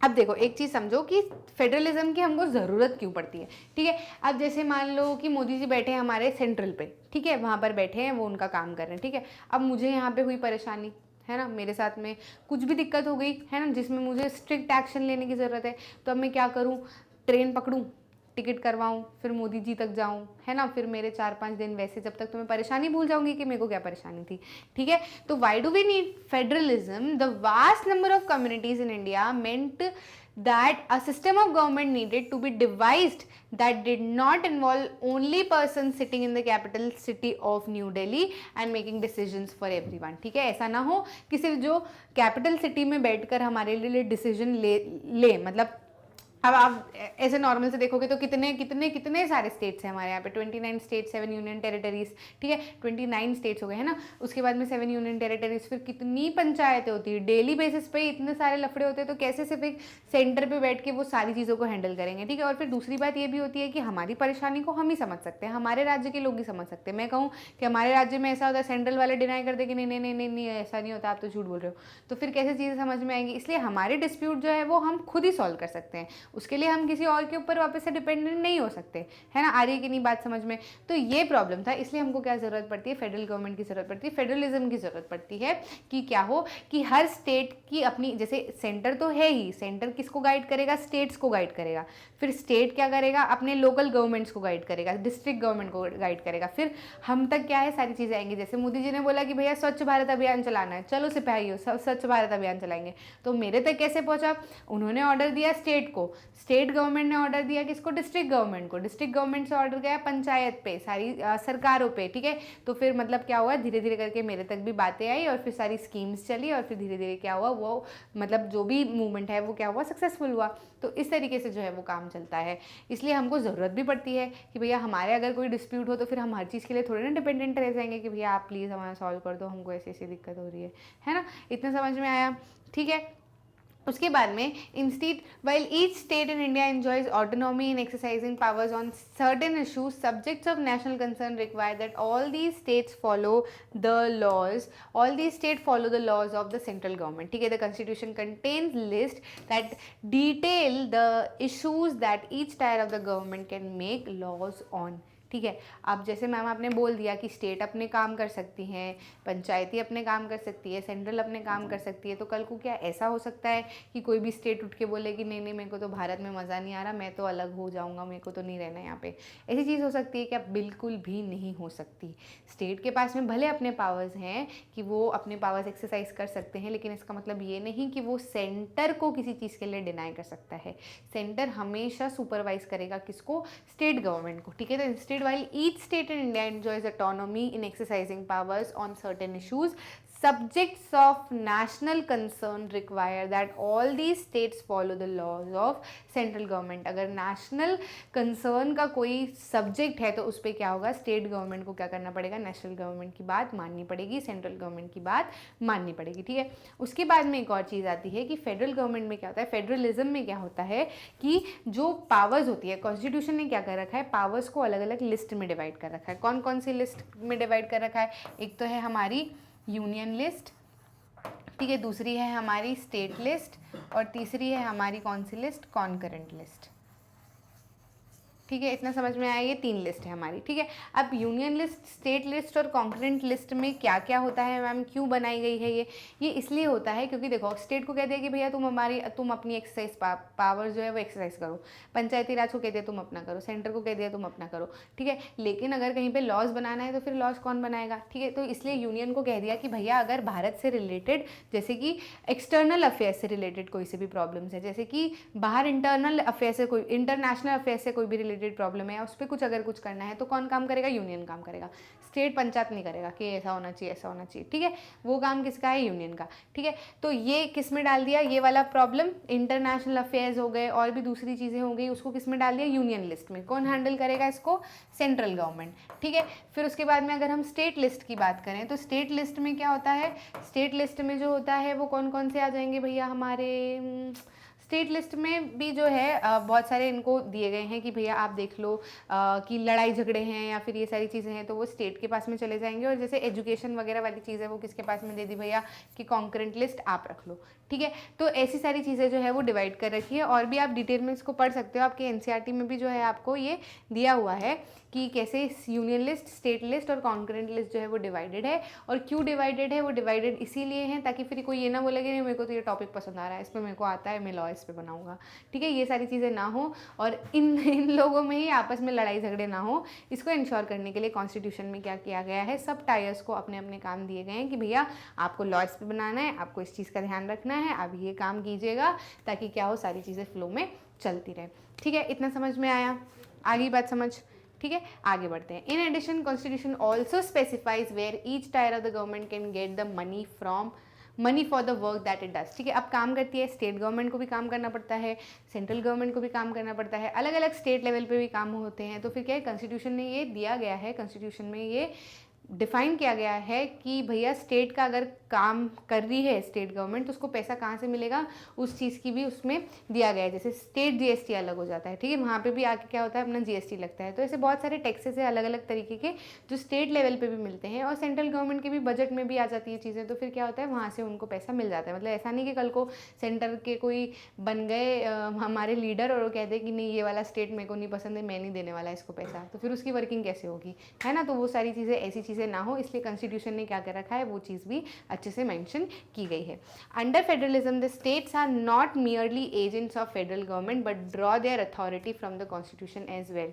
मतलब ऐसा भी नहीं है कि देखो सबसे टॉप पे तो सेंट्रल गवर्नमेंट है, उसके नीचे स्टेट गवर्नमेंट है, लेकिन इसका मतलब ये नहीं कि स्टेट जो है वो एजेंट है नेशनल गवर्नमेंट की, नौकर नहीं है वो अपनी तरीके से काम करेगी, सेंट्रल गवर्नमेंट अपनी तरफ से काम करेगा। अगर सेंट्रल गवर्नमेंट ने कुछ ऑर्डर दिए हैं तो वो स्टेट को जो है वो मानने पड़ेंगे, ठीक है। ऐसा नहीं कि स्टेट अलग हो गया, लेकिन इसका मतलब ये भी नहीं कि स्टेट जो है वो एजेंट है। कॉन्स्टिट्यूशन के हिसाब से स्टेट जो है वो अपनी पावर ऑटोनॉमसली क्या कर सकता है, एक्सरसाइज कर सकता है। ठीक है, ये हमारे क्या है कॉन्स्टिट्यूशन में ये भी बहुत अच्छे से मेंशन किया गया है। ठीक है, all persons in India are governed by laws and policies made by each of these levels of the government. हर गवर्नमेंट पे जो हर लेवल पे जो क्या बनाए जाते हैं, लॉज बनाए जाते हैं, जो पॉलिसीज़ बनाई जाती है, जो इम्प्लीमेंटेशंस होते हैं, उसी के बिहाफ पे, उसी के बेसिस पे क्या करते हैं, हम अपना जीवन यापन करते हैं। आगे बात समझ में कोई परेशानी? फेडरलिज्म तो बहुत ईजी है। फेडरलिज्म अगर ऐसे ऊपर से याद रखना है ना कि एक पॉइंट से हमको याद रहे, तो बस ये याद रख लेना कि जिसमें सॉरी एक से ज़्यादा गवर्नमेंट अगर होती है जहाँ पर, वो क्या होती है, फेडरल। ठीक है, इतना समझ में आ गया? बस इतना याद रखोगे तो आगे की कहानी से सारी पंचायतें वो तो दिमाग में आपके अपने आप से घूम जाएगी। ठीक है, आगे बढ़ते हैं, आगे बढ़ते हैं और समझते हैं कि अगला पॉइंट हमारा, पहला की फीचर हो गया फेडरलिज्म, अब दूसरा की फीचर समझते हैं, पार्लियामेंट्री फॉर्म ऑफ गवर्नमेंट। ठीक है, गवर्नमेंट मतलब क्या, हमारी सरकार, फॉर्म मतलब एक तरीका। ठीक है, कौन से तरीके की है हमारी सरकार? पार्लियामेंट्री फॉर्म की है। ठीक है, कि भैया पार्लियामेंट्री फॉर्म की कैसी? अच्छा, एक सिंपल सी बात बताओ कि हमारे सारे डिसीजंस कहाँ पे लिए जाते हैं, सारा कामकाज कहाँ पे होता है? दिल्ली में पार्लियामेंट बना है ना, वहीं पे होता है। ऐसा दिखता है, ये ऐसा है ना, बड़ा सुंदर सा बिल्डिंग बनी हुई है। ठीक है, तो हमारी क्या है सरकार, हमारी जो गवर्नमेंट है वो क्या है? Parliamentary form of government. अब ये पार्लियामेंट्री फॉर्म ऑफ गवर्नमेंट क्या होती है, इस बारे में हम समझते हैं। देखो, एक सिंपल सी चीज़ आप बहुत अच्छे से जानते हो कि हमारे यहाँ से अगर पार्लियामेंट तक कोई पहुंचता है तो वो किसके थ्रू पहुंचता है? इलेक्शन के थ्रू। ऐसा तो नहीं कि पार्लियामेंट, अरे भाई साहब आप बड़े अच्छे लग रहे हैं, चलो आपको पार्लियामेंट ले चलते हैं, ऐसा तो नहीं है ना। प्रॉपर वोटिंग होती है, प्रॉपर इलेक्शंस होते हैं। ठीक है, मतदान होता है, उसके बाद में ही क्या होती है, हमारी गवर्नमेंट रन होती है। हर 5 साल में जो है हमारे क्या होते हैं, लीडर्स चेंज होते हैं, ताकि क्या हो, एक नयापन हो और लोगों को भी, हर इंसान को क्या हो कि अपने हिसाब से समय के साथ साथ में अपने लीडर चेंज करने का मौका मिले। मान लो कोई सा लीडर बना दिया, ठीक है कि हाँ भाई इसको बना देते हैं, उसने शुरुआत में तो बहुत मक्खन पॉलिश करी थी कि हम ऐसे काम करेंगे वैसे काम करेंगे, लेकिन फिर जब काम करने की बारी हुई तो टन टन गोपाल। ठीक है, तो ऐसी अगर चीज़ अगर होती है तो फिर क्या होता है, फिर प्रॉब्लम आती है। इसलिए हमने क्या कर रखा है कि 5 साल में क्या होगी चेंज, तो वो किसके थ्रू होती है? हमारे राइट टू इलेक्ट के थ्रू, राइट टू वोट के कारण। ठीक है, तो राइट टू वोट क्या है? Constitution of India guarantees universal adult suffrage. ठीक है, आप में से कुछ लोग वीडियो देख रहे होंगे तो आपको लग रहा होगा अरे हमारा तो कुछ मैटर ही नहीं करता, फिर हमसे तो कोई पूछता ही नहीं है कि किसको इलेक्ट करना है, क्या हम इम्पॉर्टेंट नहीं है? ऐसा नहीं है। देखो, यूनिवर्सल एडल्ट सफरेज क्या कहता है कि 18 साल से ज़्यादा की उम्र के जो भी लोग हैं, जो भी सिटीज़न हैं, उनको ये हक है कि वो अपने रिप्रेजेंटेटिव को इलेक्ट कर सकें। वो जिसको चाहें वो उसको इलेक्ट कर सकते हैं। आ रही है बात समझ में कि नहीं आ रही है? अब 18 साल से बच्चे को तो फिर क्या ही समझ होती है ना, वो तो ऐसे किसी को भी वोट दबाएगा। अब वो एक एक वोटिंग संख्या से तो क्या हो जाती है, पूरा सारा बदल जाता है। ठीक है, तो उसके लिए इतनी समझ भी तो होनी चाहिए कि आपको समझ में आए कि कौन इंसान अच्छा है, कौन इंसान अच्छा नहीं है। ठीक है, इसलिए ये प्रॉपर एज है 18+ जो रहता है हमारे यहाँ पे, उसके बाद में वोटिंग राइट्स जो है वो हमें मिल जाती है।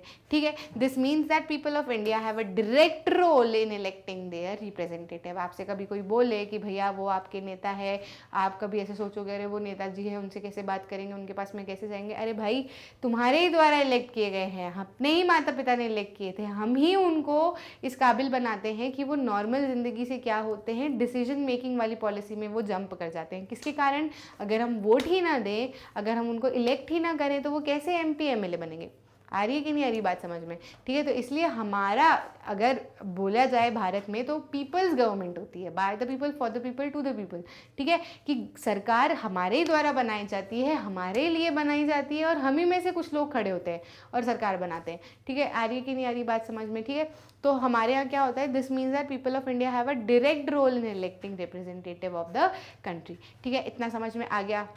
आगे बढ़ें, कोई परेशानी अभी तक नहीं होनी चाहिए वैसे तो, देखते हैं फिर। ठीक है, also every citizen of the country irrespective of his her social background can also contest in election. मतलब ऐसा नहीं है कि आप लड़के हो तो ही इलेक्शन में खड़े हो सकते हो, आप अमीर हो तो ही इलेक्शन में खड़े हो सकते हो, या कुछ भी, मतलब ऐसी कोई क्राइटेरिया नहीं है। हर इंसान जो इंडिया का सिटीज़न है वो इलेक्शन में खड़ा हो सकता है और चुनाव लड़ सकता है, डिस्पाइट द फैक्ट कि कुछ रहते हैं कि क्रिमिनल वो नहीं होना चाहिए और बहुत सारी चीज़ें, मतलब वो तो फिर छोटे मोटे लॉ होते हैं। लेकिन जो लोग होते हैं, हमारे यहाँ के लोगों को अलाउ होता है कि वो क्या कर सकें, अपना काम करें, लोगों को प्रदर्शन करें कि भैया हम जो है वो बहुत बढ़िया है, आपके लिए काम करेंगे, आगे जाके भी दिल्ली पहुँच कर भी ऐसी सारी चीज़ें यदि वो दिखा देते हैं तो फिर वो इलेक्शन कंटेस्ट करने के क्या होते हैं, काबिल होते हैं, ठीक है।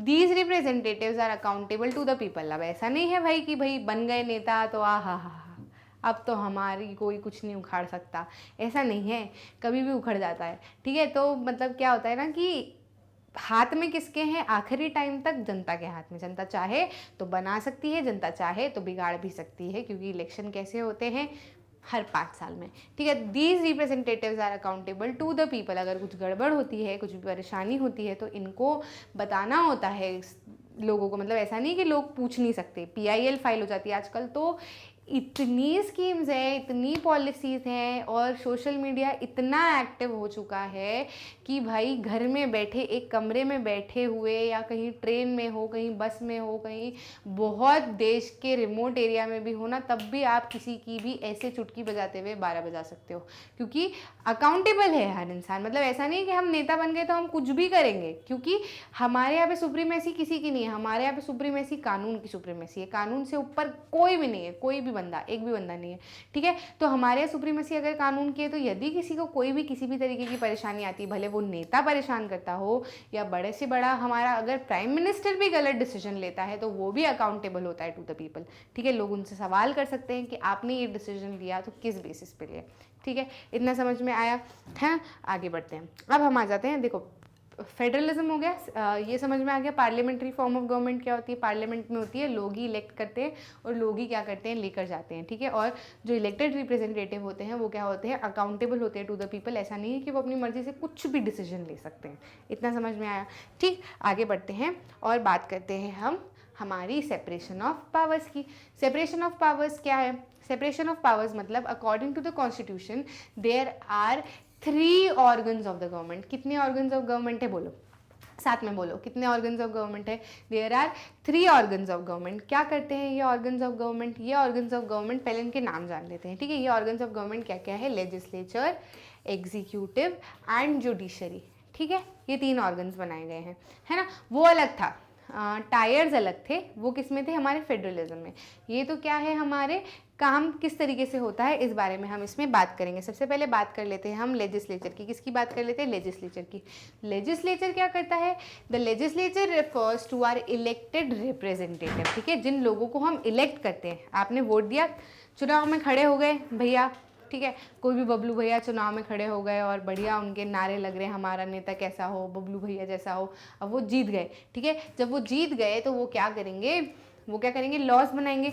तो जो लॉ मेकिंग बॉडी होती है ना, लॉ मेकिंग बॉडी, वो लॉ मेकिंग बॉडी कौन सी होती है, लेजिस्लेचर। आ रही बात समझ में। जो MPs होते हैं, जो MLAs होते हैं, वो क्या करते हैं, पार्लियामेंट में बैठ के हमारे लिए क्या करते हैं, लॉ बनाते हैं। तो ये जो लॉ बनाते हैं और जहाँ पर बनाते हैं उस बॉडी को क्या कहा जाता है, legislature. Legislature refers to our elected representative, ठीक है, जिनको हमने इलेक्ट किया है। आई बात समझ में, ठीक है। तो अगर कोई आपसे पूछे कि प्राइम मिनिस्टर, आप देखोगे तो प्राइम मिनिस्टर कहीं ना कहीं क्या है, एक तरीके से लेजिस्लेटिव पर्सन है। क्यों लेजिस्लेटिव पर्सन है, क्योंकि वो शुरुआत में इलेक्ट हुए थे, ठीक है। इलेक्ट होके वो पार्लियामेंट तक पहुंचे थे, उसके बाद में फिर इलेक्शन हुआ था ना, उसके बाद में वो प्राइम मिनिस्टर बने। आ रही है कि नहीं आ रही है बात समझ में। तो वो क्या है, पहले लॉ मेकिंग प्रोसीजर में थे, उसके बाद में फिर वो प्राइम मिनिस्टर बने। तो अगर बेसिक अगर देखा जाए तो वो क्या थे, लेजिस्लेटिव फंक्शन वो करते थे, ठीक है। आगे कि नहीं आ गई बात समझ में। अब हम आते हैं एग्जीक्यूटिव में, ठीक है। तो एग्जीक्यूटिव कौन होते हैं, एग्जीक्यूटिव कहाँ से ये शब्द निकला है, एग्जीक्यूट करना। एग्जीक्यूट करना मतलब क्या, कोई काम को शुरू करना या किसी काम को इम्प्लीमेंट करना। इतना समझ में आया। तो अब जब काम को इम्प्लीमेंट करना है तो वो काम कौन करती है, जैसे आपने देखा होगा पुलिस, ठीक है, ब्यूरोक्रेसी, ठीक है, हमारे प्रेसिडेंट, है ना। ये क्या करते हैं, जब लॉ बन जाते हैं उसके बाद में जो इम्प्लीमेंटेशन वाला काम आता है।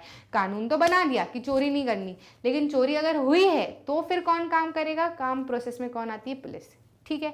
आ रही कि नहीं आ रही बात समझ, ठीक है। तो ये कौन हो जाते हैं, हमारे executive. Executive is a smaller group of people who are responsible for implementing laws and running the government. नहीं तो सिर्फ लॉ बना के छोड़ दिया कि भैया हाँ ये ऐसे ऐसे लॉ बनाए हमने तो बहुत काम किया है, ऐसे सरकारें बोल देंगी, फिर इम्प्लीमेंट नहीं होगा तो कोई मतलब नहीं है, ठीक है। तो एग्जीक्यूटिव क्या होते हैं, जो क्या करते हैं, लॉज को इम्प्लीमेंट करते हैं। The judiciary of which you will learn more in unit 3 of this book refers to the system of courts in this country, ठीक है। यूनिट 3 में आप और उसको पढ़ोगे, लेकिन जुडिशरी क्या होते हैं, जो जजेस होते हैं, ठीक है। Supreme court, high court, district court, subordinate court, ये सारे कोर्ट क्या है, ये क्या है, जुडिशरी में आते हैं। जुडिशरी मतलब क्या, हिंदी में बोले तो न्यायपालिका, ठीक है, जो क्या करती है, ये इंश्योर करती है कि किसी भी इंसान के अगेंस्ट डिस्क्रिमिनेशन नहीं हो रहा है। Judiciary is an independent body. Judiciary का काम यह है कि वो किसी से भी, ना नेता जुडिशरी को अफेक्ट कर सकते हैं, ना कोई प्राइम मिनिस्टर अफेक्ट कर सकता है, कोई भी पर्सन नहीं अफेक्ट कर सकता। Judiciary is individual. हमारी जो न्यायपालिका है वो किसी के ऊपर भी डिपेंडेंट नहीं है, वो इंडिपेंडेंट डिसीजन लेने के काबिल है। और यदि किसी को कोई परेशानी होती है तो हम सीधे के सीधे न्यायपालिका के पास में क्यों जाते हैं, वहाँ पर आपने देखी होगी कि वहाँ पर एक मूर्ति होती है जिनके हाथ में तराजू होता है और आंखों पे पट्टी बंधी होती है। आंखों पे पट्टी बंधी होने का मतलब ये नहीं है कि बिना देखे वो कुछ भी डिसीजन सुना देते हैं। आंखों पर पट्टी बंधे होने का मतलब ये है कि वो ये नहीं देखते कि ये बंदा किस कलर का है, किस जाति से आया है, पढ़ा लिखा है क्या है नहीं, गरीब है कि अमीर है, ये सारी चीज़ें वो नहीं देखते। वो सिर्फ ये देखते हैं कि कौन इंसान सही है और कौन इंसान गलत है, उस हिसाब से क्या करते हैं, सज़ा सुनाते हैं। ठीक है, आपने ऐसा कई बार देखा होगा कि कई बार जो ऑफिसर्स होते हैं, ठीक है, या फिर जो गवर्नमेंट ऑफिशियल्स भी होते हैं, उनको भी सज़ा सुना दी जाती है उनके गलत काम पे। क्यों? क्योंकि वो किसी से ऊपर नहीं है। गवर्नमेंट ऑफिसर भले आप नेता बन गए, इसका मतलब ये क्या राजा थोड़े हो गए, ठीक है, ऐसा नहीं है ना। तो क्या होता है ना कि जब आपके पास में पावर आ जाती है तो आप अपने आप को स्मार्ट समझने लगते हो, लेकिन ऐसा होता नहीं है। हमारे यहाँ पे सबसे ऊपर कौन है, रूल ऑफ लॉ है। What do have in our country, rule of law. कानून से ऊपर कोई भी नहीं, ठीक है। तो एंड में कौन आता है, सबसे ऊपर। कुछ भी तुम अटरम सटरम करके आ जाओ, एक बार पकड़ा गए तो फिर वाह छुट्टी, ठीक है। इतना समझ में आया। एक और चीज़ होती है कि भैया ये 3 बॉडीज़ हैं, है ना। तो लेजिस्लेचर अपना काम करेगा, एग्जीक्यूटिव अपना काम करेगा, जुडिशरी अपना काम करेगा। लेकिन एक और चीज़ होती है हमारे यहाँ पे, चेक्स एंड बैलेंसेस। क्या होता है भैया, चेक्स एंड बैलेंसेस का हमारे यहाँ पर काम होता है, ताकि क्या हो कि ये जो 2 बॉडीज़ हैं ये कुछ मिसयूज़ ना करे अपने पावर्स का, ठीक है। तो कौन चेक्स एंड बैलेंसेस का काम करता है, हमारी जुडिशरी देखती है कि भैया इनमें से जो भी है काम हो रहा है ठीक से चल रहा है कि नहीं चल रहा है। अगर नहीं चल रहा है तो भाई लाओ कोर्ट में पेशी की जाए, गीता हाथ में रख दी जाए, ठीक है। तो ये सारा काम जो है एक चेक्स एंड बैलेंस का रखना ज़रूरी है, क्योंकि अगर नहीं रखेंगे, अगर उनको अंडर में नहीं लेंगे तो फिर ये जो है अपनी पावर का मिसयूज़ किसी भी पॉइंट पर कर सकते हैं। ऐसा ये सारी चीज़ें किसमें मेंशन्ड है, हमारे कॉन्स्टिट्यूशन में, ठीक है। इतना समझ में आया, आगे बढ़ते हैं, ठीक है। सेपरेशन ऑफ पावर्स में ही हम आगे बढ़ते हैं, समझते हैं। In order to prevent the misuse of power by any branch of government, the constitution says that each of these organs should exercise different powers. मतलब ऐसा ना हो कि मिसयूज हो तो हर ऑर्गन क्या करेगा, अलग अलग पावर एक्सरसाइज करेगा। इनकी पावर कहीं पर भी मिक्स नहीं होगी, ठीक है। Through this each organ acts as a check on other organs of government and this ensures the balance of power between all 3, ठीक है। जब सबकी पावर अलग अलग है, सबका काम अलग अलग है, तो फिर क्या करेंगे, एक दूसरे के ऊपर चेक भी रहेगा कि भैया वो ठीक से कर रहा है कि नहीं कर रहा है, दिक्कत आ रही है कि नहीं आ रही है, ये सारी चीज़ें समझ में आया, ठीक। आगे बढ़ते हैं, ठीक है। हाँ, इसमें एक और चीज़ है, सेपरेशन ऑफ पावर तो इतना ही था, ठीक है, ज़्यादा कुछ वो परेशानी वाली बात नहीं है। लेजिस्लेचर, एग्जीक्यूटिव और जुडिशरी आप याद रखिएगा। लेजिस्लेचर को लॉ से याद रखो, law making body, L law, ठीक है। और एग्जीक्यूटिव को आप याद रखो, एग्जीक्यूटिव मतलब एग्जीक्यूट करना, ठीक है। तो एग्जीक्यूटिव, और जुडिशरी मतलब क्या, वो जो बचा हुआ है हमारा जज वाला काम, जुडिशरी जज, ठीक है। क्लियर रह जाएगा, याद रहेगा, कोई प्रॉब्लम तो नहीं आएगी, ठीक है। उसके बाद में एक और चीज़ होती है, हम कई बार स्टेट और गवर्नमेंट में कंफ्यूज हो जाते हैं। कई बार हम कहते हैं इंडियन स्टेट, तो इंडियन स्टेट क्या, वो स्टेट हमारा राज्य वाला स्टेट नहीं। कैपिटल एस जो होता है ना, जहाँ पर लिखा होता है, वो हमारा क्या होता है, गवर्नमेंट वाला, जो हमारी कंट्री वाली गवर्नमेंट होती है। स्मॉल एस जो होता है वो स्टेट्स के लिए यूज होता है, ठीक है। तो एक बार इसको पढ़ लेते हैं। The state is often used in this chapter, this does not refer to the state government. ये जो कैपिटल एस जहाँ पर लिखा होता है ना, मतलब समझ लेना कि स्टेट गवर्नमेंट नहीं है ये, ठीक है। Rather when we use state मतलब कैपिटल वाला, देखो इन दोनों में डिफरेंस देखो, स्टेट गवर्नमेंट में छोटा एस यूज होता है, और अगर हम सेंट्रल गवर्नमेंट या फिर हमारी इंडियन स्टेट की अगर हम बात करें तो एस जो है वो कैपिटल एस यूज होता है, ठीक है। State we are trying to distinguish it from the government, ठीक है। मतलब हम सरकार नहीं बोल रहे हैं यहाँ पर स्टेट को, ठीक है। हम इंडियन स्टेट की बात करें, भारत की बात करें। Government is responsible for administrating and enforcing the laws. The government can change with election institutions. The state, on the other hand, refers to a political institution that represents a sovereign people who occupy a definite territory. State, ये जो capital S वाला state होता है, इसका मतलब क्या होता है कि ये ऐसा पॉलिटिकल इंस्टीट्यूशन है जो कि क्या है, सोवेरेन है. सोवेरेन का मतलब क्या होता है मैम, एक बार बोलो मुंह से, सोवेरेन. ठीक है, सोवेरेन का मतलब क्या होता है? सोवेरेन मतलब ये कि हम अपने डिसीजन खुद से लेंगे. इंडिया एक सोवेरेन कंट्री है. इसका मतलब क्या है कि हमको कोई पड़ोसी देश नहीं बताएगा कि भारत तुम ये करो. जैसे घर में अगर कुछ होना है, आपके स्कूल में एडमिशन कराना है, आपको कौन सी पढ़ाई करानी है, क्या आपका फ्यूचर होगा, ये आपके पेरेंट्स डिसाइड करेंगे. कोई तीसरा थर्ड पर्सन आके बाहर से नहीं बोलेगा कि नहीं नहीं नहीं नहीं आप ऐसा करो ऐसा करो. कभी कभी हो जाता है, लेकिन फिर भी ठीक है. तो क्या होता है ना कि ये जो स्टेट है, इसका क्या मतलब है कि एक पॉलिटिकल इंस्टीट्यूशन जो कि क्या है, सोवेरेन है. ठीक है, मतलब वो दूसरे एक्सटर्नल चीज़ों पे क्या है, डिपेंडेंट नहीं है. तो भारत क्या है, अगर ये बड़ा वाला कैपिटल एस यूज़ हो तो इसको स्टेट मत समझना, इसको क्या समझना कि भैया हमारा क्या है, इंडियन स्टेट की बात हो रही है. और अगर स्मॉल स्टेट यूज़ हो तो समझ जाना कि गवर्नमेंट सरकार वाली बात हो रही है. आगे बात समझ में. ठीक है, अब आगे हम बढ़ेंगे और फिर हम बात करेंगे किसकी, फंडामेंटल राइट्स की. ये सेक्शन ऑन फंडामेंटल राइट्स क्या बात करता है, इसके बारे में हम जान लेते हैं. ठीक है, this is often been referred to as conscience of Indian constitution. मतलब जैसे कि हमारा कॉन्साइंस क्या कहता है, क्या सही है क्या गलत है, कैसे काम करना है कैसे नहीं काम करना है. ठीक है, तो ऐसे ही इंडियन कॉन्स्टिट्यूशन के कॉन्साइंस की अगर हम बात करें ना, तो वो क्या है, फंडामेंटल राइट. ठीक है, इंडियन कॉन्स्टिट्यूशन किस बारे में बात करता है, लोगों के बारे में बात करता है कि भैया इस तरीके से जीवन जीना है, ये करना है वो करना है वो करना है. ठीक है, तो इसका मेन पार्ट नहीं, जो मेन जो रस है ये कहाँ से आया है, ये फंडामेंटल राइट्स आए, क्योंकि हमने जो सारा कुछ लिखा है ना वो फंडामेंटल राइट्स में ही इंक्लूड किया है. किस तरीके से इंक्लूड किया है, क्या क्या बोला है, इस बारे में हम बात करेंगे. ठीक है, colonial rule had created a certain suspicion of the state. देखो यहाँ पर कैसा स्टेट आ रहा है, कैपिटल स्टेट आ रहा है. कैपिटल स्टेट आ रहा है मतलब क्या, बोलो बोलो. स्टेट और छोटे वाले स्टेट में मैंने क्या डिफरेंस बताया था, कमेंट में मुझे लिखकर बताना. ठीक है, तो ये जो स्टेट है ये क्या है, ये क्या है, इंडियन वाला, इंडिया वाला. ठीक है, पॉलिटिकल इंस्टीट्यूशन वाला. ठीक है, वो सरकार, राज्य सरकार वाला स्टेट नहीं है ये. ठीक है, तो colonial rule had created a certain suspicion of the state in the minds of nationalist and they wanted to ensure that a set of written rights would guard against the misuse of state power in independent India. मतलब ऐसा कुछ ना हो जिसकी वजह से लोगों को परेशानी हो, और कुछ गाइडेड रिटर्न राइट्स लिखे होने चाहिए जिसके ऊपर गवर्नमेंट भी चले और लोग भी चल पाए. ठीक है, इस बारे में हम समझ लेते हैं और इस बारे में हम बात कर लेते हैं. Constitution therefore also guarantees the right of minorities against the majority. मतलब ऐसा ना हो कि मेजॉरिटी जो है वो डोमिनेट हद से ज़्यादा करे माइनॉरिटी को, और फिर क्या हो, माइनॉरिटी जो है वो अपने हिसाब से अपना जीवन यापन ना कर पाए. तो ये भी क्या है, कॉन्स्टिट्यूशन ने ध्यान रखा है. Doctor BR Ambedkar has said about these fundamental rights that their object is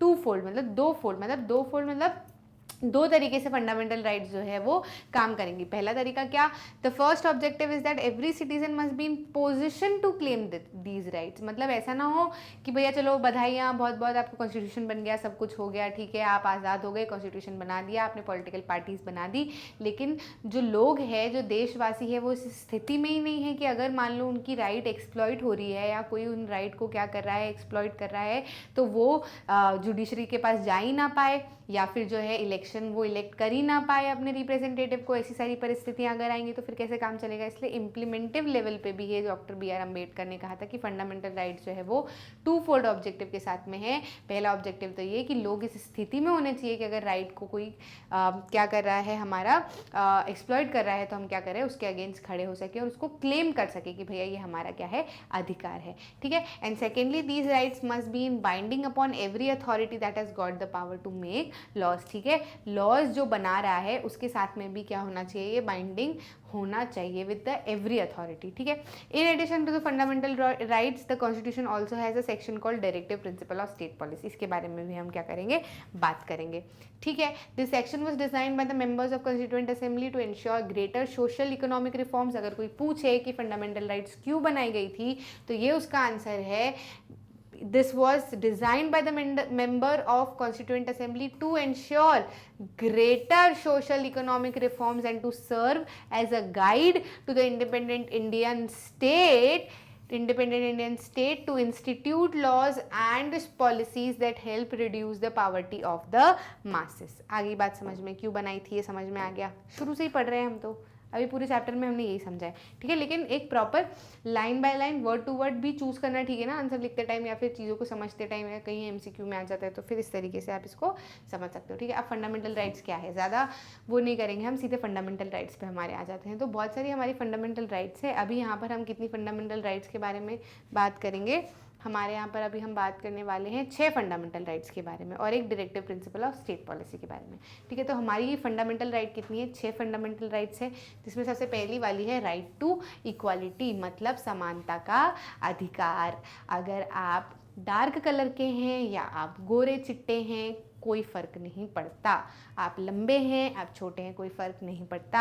आप अमीर हैं, आप गरीब हैं, कोई फ़र्क नहीं पड़ता, ठीक है। आप अच्छे बैकग्राउंड से आते हैं, आप अपर कास्ट के हैं, आप लोअर कास्ट के हैं, कोई फ़र्क नहीं पड़ना चाहिए, ठीक है। तो all persons are equal before the law, जैसा कि मैंने आपको बताया था कि कानून के सामने हर इंसान क्या है, बराबर है। और मैंने आपको बात भी बताई थी, इसका एक हमने वो चीज़ भी देखी थी, वो जो अपना कोर्ट में होता है ना, जो कोर्ट में जो लेडी खड़ी होती है, न्याय की देवी जिनको हम कहते हैं, ठीक है। तो वो क्या होती है, आंखों पे पट्टी बांध के रखती है। क्यों पट्टी बांध के रखती है, मैंने आपको बताया था, याद होना चाहिए आपको भी, ठीक है। तो क्यों, क्योंकि सारे पर्सन जो है वो लॉ के सामने क्या है, समान है। It also states that the citizens can not discriminate on the basis of their caste, creed, religion और रेस, ठीक है। इतना समझ में आया। वो किसी भी बेसिस पे किसी के साथ में भी डिस्क्रिमिनेट नहीं कर सकते कि भाई तू तो ऐसा है या वैसा है तो तू अलग बैठ, या तुझे वहाँ बैठना है, तुझे ये नहीं करना, तू वहाँ नहीं जा सकता, ऐसा नहीं कर सकता। ये सारी चीज़ें नहीं होनी चाहिए, ठीक है। भले वो लड़का हो या लड़की हो, कुछ भी हो, ठीक है। इतना समझ में आया। उसके बाद में हम बात करते हैं राइट टू फ्रीडम के लिए। फ्रीडम क्या होता है, आज़ादी, ठीक है। तो आज़ादी होनी चाहिए हमें हर चीज़ करने की। कैसी कैसी चीज़ें करने की, this includes the right to freedom of speech. अगर आपको कुछ लग रहा है कि कुछ गलत हो रहा है, भले वो बड़े से बड़े लेवल पे हो रहा है और आप अभी बहुत छोटे हो या आप उस लेवल तक नहीं पहुँचे हो, आपने इतना नाम नहीं कमाया है, लेकिन आपको लगता है कि नहीं मुझे इस बारे में बोलना है, तो आप बिल्कुल बोल सकते हो। फ्रीडम ऑफ स्पीच आपको है, एन एक्सप्रेशन है। राइट टू फॉर्म एसोसिएशन, आप अगर कुछ टीम्स बनाने चाहते हो, आप ग्रुप बनाना चाहते हो, गैदरिंग्स करना चाहते हो, अपने रिलीजन गैदरिंग करना चाहते हो, तो वो बिल्कुल आपको उस चीज़ का भी अधिकार है। The right to move freely and reside in any part of the country. ऐसा नहीं कि स्टेट में रहते हो तो इसी स्टेट में रहना पड़ेगा, दूसरे स्टेट में नहीं जाओगे, ऐसी भी नहीं। पूरे देश में आप कहीं पर भी क्या कर सकते हैं, घूम भी सकते हैं और रिसाइड भी कर सकते हैं, मतलब जीवन भर क्या कर सकते हैं, रह भी सकते हैं, ठीक है। And the right to practise any profession, occupation और बिजनेस। किसी भी तरीके का ऑक्यूपेशन, किसी भी तरीके का बिजनेस, किसी भी तरीके का काम जो है आप जो करना चाहे वो कर सकते हैं। तो कल को अगर शर्मा जी का बेटा आके आपके घर पे बताता है, अरे मैं तो ऐसा ऐसा करता हूँ, मेरा ऐसा ऐसा पैकेज है, और आप अगर कुछ अच्छा काम करते हो जिससे आपको खुशी मिलती है, तो आप ये कह सकते हो अपने पेरेंट्स से कि ये मेरी फंडामेंटल राइट है, ठीक है। इतना समझ में आया। मतलब ऐसा नहीं कि फिर कुछ भी करने लगे, चोरी डकैती करने लगे, ऐसा नहीं है। तो इस चीज़ पे भी कंडीशन है। मतलब राइट टू फ्रीडम का मतलब ये नहीं है कि राइट टू फ्रीडम है मतलब आपको आज़ादी है, लेकिन इसका मतलब ये नहीं है कि आप दूसरों को नुकसान पहुंचाओगे। जैसे कि आप को राइट टू फ्रीडम है तो आप बढ़िया नाच गाना कर रहे हो खूब तेज़ तेज़ वॉल्यूम पे, ठीक है, और उससे किसी दूसरे इंसान को परेशानी हो रही, किसी का एग्जाम है, किसी का पेपर है, किसी को सोना है, तो आप क्या कर रहे हो, उनकी फंडामेंटल राइट्स को हर्ट कर रहे हो, ठीक है। जैसे कि अगर आपने प्रोफेशन चूज़ कर लिया चोरी का, तो आप क्या कर रहे हो, उनकी फंडामेंटल राइट की भैया उनका भी तो अधिकार है कि वो अपनी चीज़ें जो है वो सहेज के रख सकते हैं। तो आप क्या कर सकते हो, उनसे वो चीज़ें छीन रहे हो, ठीक है, आप उनके हक का उनसे ले रहे हो, तो आप क्या कर रहे हो, गलत कर रहे हो। तो ये चीज़ नहीं आनी चाहिए, ठीक है। इतना समझ में आया। घर जाके बोल मत देना कि रिया मैम ने बोला था, ठीक है। तो ये चीज़ ध्यान में रखना है कि फ्रीडम होना चाहिए, फ्रीडम है, आपको दिया गया है, लेकिन वो जब तक वो दूसरों का नुकसान नहीं कर रहा है तब तक वो ठीक है। अगर जिस पॉइंट पे वो नुकसान करने लगा तो फिर वहाँ पे क्या होगा, आपको कोर्ट कचहरी के चक्कर लगाने पड़ेंगे, ठीक है। उसके बाद में हम आगे बढ़ते हैं और बात करते हैं राइट अगेंस्ट एक्सप्लॉयटेशन की। राइट अगेंस्ट एक्सप्लॉयटेशन क्या होता है, the constitution prohibits human trafficking, force labour and employment of children under the age of 14 years of age. मतलब कई बार ऐसा भी होता है कि इंसानों को खरीदने बेचने का काम किया जाता है, तो इसको बैन किया गया है, किसके थ्रू, राइट अगेंस्ट एक्सप्लॉयटेशन के थ्रू, ठीक है, कि मतलब ह्यूमन ट्रैफिकिंग नहीं हो सकती, ठीक है। उसके बाद में एक और चीज़ होती है कि भैया बॉन्डेड लेबर, मतलब बंधुआ मजदूर जो होते हैं, कि भैया हमने आपको पैसे दे दिया है, हमने आपका कोई लोन चुकता कर दिया, अब आप जीवन भर हमारे अंडर रहोगे और आप बाहर नहीं जा सकते, आप दूसरे का काम नहीं कर सकते, आपको जीवन भर जो है वो हमारी गुलामी करनी पड़ेगी, ये चीज़ें भी बिल्कुल नहीं होनी चाहिए, बिल्कुल सख्त ये खिलाफ है हमारे कॉन्स्टिट्यूशन के, ठीक है। और राइट अगेंस्ट एक्सप्लॉयटेशन के अंडर ये चीज़ आती है। तीसरी चीज़ ये आती है कि 14 ईयर से एज के अंडर के बच्चे जो है वो कहीं पर भी काम करते हुए नहीं मिलने चाहिए, और 14 से 18 ईयर्स के एज के जो बच्चे हैं वो काम कर सकते हैं, लेकिन हजार्डस जगह पर, जैसे कि पटाखों की फैक्ट्री हो गई या कहीं पे भी ऐसा काम जिससे कि क्या हो, उनको जान का खतरा हो, या कंस्ट्रक्टिंग साइट्स ऐसी हो गई जैसे कुछ गिर गया उनको लग गई, ठीक है, तो ऐसी जगह पर उनको काम करना बिल्कुल अलाउड नहीं है। और 14 साल से कम एज के बच्चों को तो बिल्कुल भी कहीं पर काम करते हुए नहीं दिख जाना चाहिए। अगर मान लो कहीं पर भी आपको काम करते हुए दिख जाते हैं कहीं पर भी बच्चे 14 साल से छोटे वाले, तो आप सीधे PIL दायर कर सकते हैं और बता सकते हैं। एक पेंसिल करके एक वेबसाइट होती है, pencil.government.in ऐसे करके शायद कुछ, जिसपे आप क्या कर सकते हो, आप प्रूफ के साथ में वहाँ पर बता सकते हो कि भैया हमने यहाँ इस जगह पे इस बच्चे इतने साल के बच्चे को देखा, तो फिर वो क्या करते हैं, एक्शन लेते हैं। और अगर किसी इंसान के फोर्सफुली अगर वो बच्चा काम कर रहा है तो उसको करीब जुर्माना भी बहुत सारा देना पड़ता है और सज़ा भी काफ़ी हद तक बढ़िया होती है, दी जाती है, ठीक है। तो कभी भी ऐसा लगे और आप किसी को कह रहे हो आपने इस बच्चे को क्यों रख रखा है, और वो आपको 4-5 बातें सुना दे कि हमारी मर्जी, हम कुछ भी करें, तो कह देना तुम्हारी मर्जी नहीं है, यहाँ पे जाके कंप्लेन कर देना, ठीक है। आगे बात समझ में। उसके बाद में हम बात करते हैं right to freedom of religion. देखो ये चीज़ तो फ्रीडम में आ गई, लेकिन फिर भी इसको हमने एक स्पेसिफिक अलग कॉन्स्टिट्यूशन में एक हिस्सा दिया है, क्योंकि हमारे यहाँ पर एक रिलीजन जो है वो बहुत बड़ी बात हो जाती है। कोई भी इंसान हो उसका रिलीजन अपने लिए बहुत एक अहम हिस्सा हो जाता है ज़िंदगी का। तो हमारे यहाँ पर हर किसी को अपना रिलीजन प्रैक्टिस करने की अलाउंस है। वो कहीं पर भी जो है अपना, जैसे कि अगर मंदिर में आरतियाँ हो रही है तो ज़ोर ज़ोर से घंटियाँ बजाकर आरतियाँ हो सकती है ढोल धमाके के साथ। तो उसी के साथ साथ यदि नमाज़ पढ़ने के टाइमिंग है तो वो भी ज़ोर ज़ोर से नमाज़ पढ़ी जा सकती है। या दुर्गा पूजा है तो उसके अंदर भी सारे लोग इकट्ठे होंगे और बड़ी सी मूर्ति बिठाएंगे और वो सारी चीज़ें करेंगे। और अगर चर्च है तो क्रिसमस है तो क्रिसमस ट्रीज़ लगेंगी, बढ़िया से डेकोरेशन होगा, ठीक है। और जीसस क्राइस्ट की पूजा होगी। तो किसी भी चीज़ पर मनाही नहीं है, हर कुछ जो है आप हमारे देश में कर सकते हो रिलीजन पे, ठीक है। Religious freedom is provided to all citizen, every person has the right to practice, मतलब पूजा करना, अगर हिंदू की बात करें तो पूजा करना, या मुस्लिमों की बात करें तो नमाज़ पढ़ना, और ये सारी चीज़ें प्रैक्टिस करना, मतलब जो भी उसके रिचुअल्स हैं उसको आप प्रैक्टिस कर सकते हो, प्रोफेस कर सकते हो, और क्या कर सकते हो, प्रोपोगेट कर सकते हो, मतलब लोगों तक पहुंचा सकते हो आप। मतलब जैसे कि अगर हिंदू की बात करें तो भगवद गीता, मतलब वो 7 दिन की भगवद गीता बिठाते हैं, तो उसके थ्रू क्या करते हैं, वो अपना रिलीजन क्या करते हैं, प्रोपोगेट करते हैं एक से दूसरे लोगों तक, क्या, ताकि क्या हो, उसका जो एक अच्छा जो उसके अंदर तत्व है जो हर लोगों को पता चलना चाहिए कि भैया ये चीज़ भी सीखने की है, ये चीज़ भी सीखने की है, तो वो बता सकते हैं, ठीक है। ऐसे कुरान पढ़ी जाती है ना, ज़ोर ज़ोर से भी कुरान पढ़ी जाती है, तो फिर उससे भी क्या होता है, ये क्या बताना चाह रहे हैं, प्रोपोगेट करना चाह रहे हैं कि भैया हमारे जो है हमारे इसमें ये शिक्षा दी जाती है, ठीक है। ऐसे बाइबल है, गीता है, और भी बहुत सारी चीज़ें, तो हर चीज़ को क्या है, प्रोपोगेट करने की आज़ादी है, ठीक है। आया समझ में। ऑफ देयर चॉइस, जो भी आप चाहते हैं, मतलब ऐसा नहीं है कि आप ये भी नहीं है कि आप मुस्लिम हो तो सिर्फ मुस्लिम ही रिलीजन प्रैक्टिस कर सकते हो। आप मुस्लिम हो तो आप मंदिरों में भी जा सकते हो, आप हिंदू हो तो आप कहाँ पे चर्च में भी जा सकते हो, आप ईसाई हो तो आप अपने मस्जिदों में भी जा सकते हो। ऐसा मतलब आप सब कुछ कर सकते हो, कोई परेशानी नहीं। मतलब ऐसा ज़रूरी नहीं कि जो है वही करेंगे। अगर आपको लगता है कि नहीं मुझे कुरान की चीज़ें पढ़ने में बहुत इंटरेस्टिंग मुझे लगता है, मुझे अच्छी चीज़ें सीखने को मिलती है, तो आप वो भी पढ़ सकते हो, वो भी आपको बिल्कुल पूरी तरीके से अलाउड है। आप बाइबल भी पढ़ सकते हो, सब कुछ कर सकते हो, ठीक है। उसके बाद में आता है कल्चरल एंड एजुकेशनल राइट्स, ठीक है। कल्चरल एंड एजुकेशनल राइट्स क्या होती है भाई, हर रिलीजन का, हर धर्म का अपना कल्चर होता है, तो वो उस चीज़ को क्या कर सकते हैं, प्रैक्टिस कर सकते हैं। और एजुकेशन राइट भी जो है वो सबको मिलना बहुत ज़रूरी है। The constitution states that all minorities religious and linguistic can set up their own educational institution in order to perceive and develop their own culture. मतलब जैसे कि आपने देखा होगा कि मुस्लिम कम्युनिटी में मैंने देखा है, मेरे भी कुछ जो दोस्त हैं, तो उसमें क्या होता है ना कि उनके एक अपने स्कूल्स भी होते हैं जहाँ पे वो क्या करते हैं, उस चीज़ की शिक्षा देते हैं, मतलब उन्हीं उर्दू में पढ़ाते हैं और वो सारा कामकाज जो उसमें करते हैं, तो वो उसके थ्रू क्या कर रहे हैं, अपने कल्चर को प्रोपोगेट करना चाहते हैं, प्रैक्टिस करवाना चाहते हैं, ठीक है, तो डेवलप करवाना चाहते हैं, तो बस वो चीज़ भी कर सकते हैं, ऐसा कोई मनाही नहीं है, ठीक है।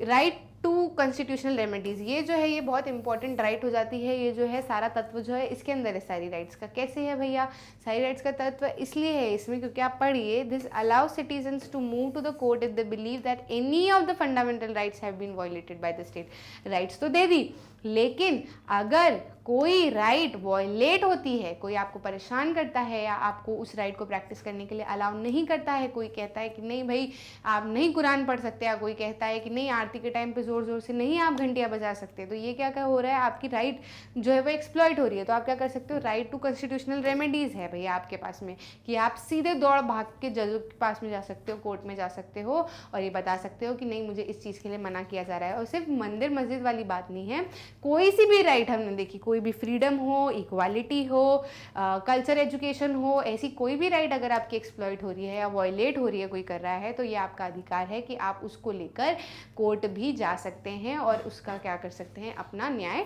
मांग सकते हैं। आगे बात समझ में? ठीक है, आगे बढ़ते हैं। आगे बढ़ते हैं, आता है directive principle of state policy. तो directive principle of state policy हमारा क्या कहता है कि भैया लोगों को तो हमने बता दिया कि आपको ये चीज़ें करना है, सरकार भी हमने बता दी, लेकिन सरकार को भी तो पता होना चाहिए ना कि जब वो स्टेट पॉलिसी बना रही हैं तो उसका डायरेक्शन क्या है, एक रास्ता भी तो पता होना चाहिए ना कि भैया आपको पॉलिसीज़ बनानी है तो इस तरीके से बनानी है। जैसे कि अगर आप किसी कंपनी में काम कर रहे हो तो आपका कोई पर्टिकुलर काम है, तो आपको क्या की जाती है, गाइडलाइन दी जाती है कि भैया आपको इस तरीके से काम करना है, ठीक है, ये आपकी जो है ये लिमिट होने वाली है।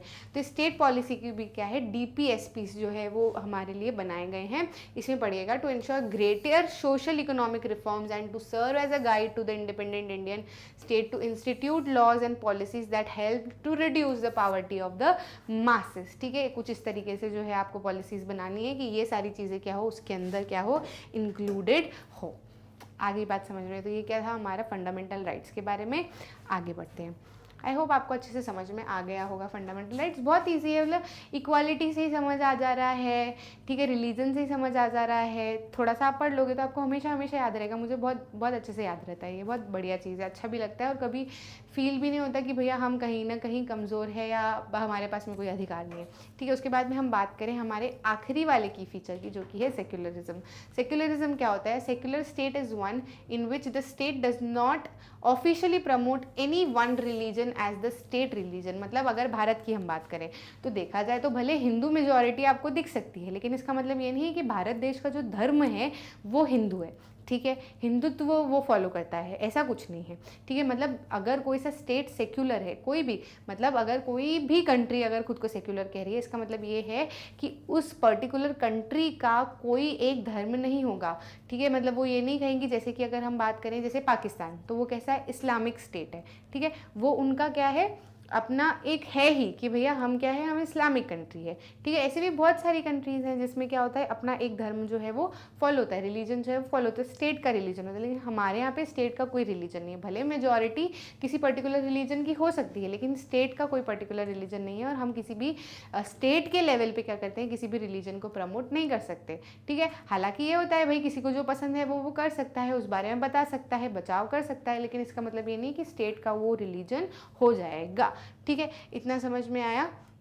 ऑफिशियली हम जो है वो प्रमोट नहीं करते, लेकिन हाँ हमारा जो सेक्युलरिज्म है, भारत का सेक्युलरिज्म ये ज़रूर कहता है कि भारत का सेक्युलरिज्म कहीं पे भी इंटरफेयर नहीं करेगा। आप बढ़िया आपकी पूजा पाठ करो, आप बढ़िया चादरें चढ़ाओ अपने मस्जिद में जाके, ठीक है, आप मोमबत्तियाँ लगाओ चर्च में जाके, सब कुछ आप करो, लेकिन अगर आपको कहीं पर अपने रिलीजन को फॉलो करने में भी परेशानी आती है ना, तो फिर हमारा स्टेट क्या करता है, उस चीज़ में भी हेल्प करता है कि अगर आपको क्या करना है, जो अगर मान लीजिए कि मुस्लिमों का कोई पिलग्रिमेज सेंटर है ना, उनको वहाँ पर जाना है, उनके पास में पैसे नहीं है, तो फिर वो ईयरली वाइज क्या करती हैं, सरकारें जो क्या करती हैं, एक ट्रैवल ट्रिप भी निकालती हैं कि भैया खर्चा जो है वो हम उठाएंगे, आप जाइए और अपनी क्या करें, यात्रा जो है वो पूरी करें। ऐसे हिंदुओं में अगर देखें तो 4 धाम की यात्रा अगर है तो फिर वो क्या करेंगी, सरकार भी अपनी तरफ से कराती है, क्योंकि फ्रीडम तो है करने का, लेकिन जेब में पैसा ही नहीं है तो फिर इंसान कहाँ से करेगा रिलीजन को फॉलो। तो उस चीज़ में फिर क्या करती है, सरकारें मदद कर देती हैं। ठीक है, लेकिन अगर ऐसे इंटरफेयर नहीं करेगी कि आप ये करो वो करो, ये नहीं करना वो नहीं करना, वो उसमें नहीं है। लेकिन अगर आपको फेस करने में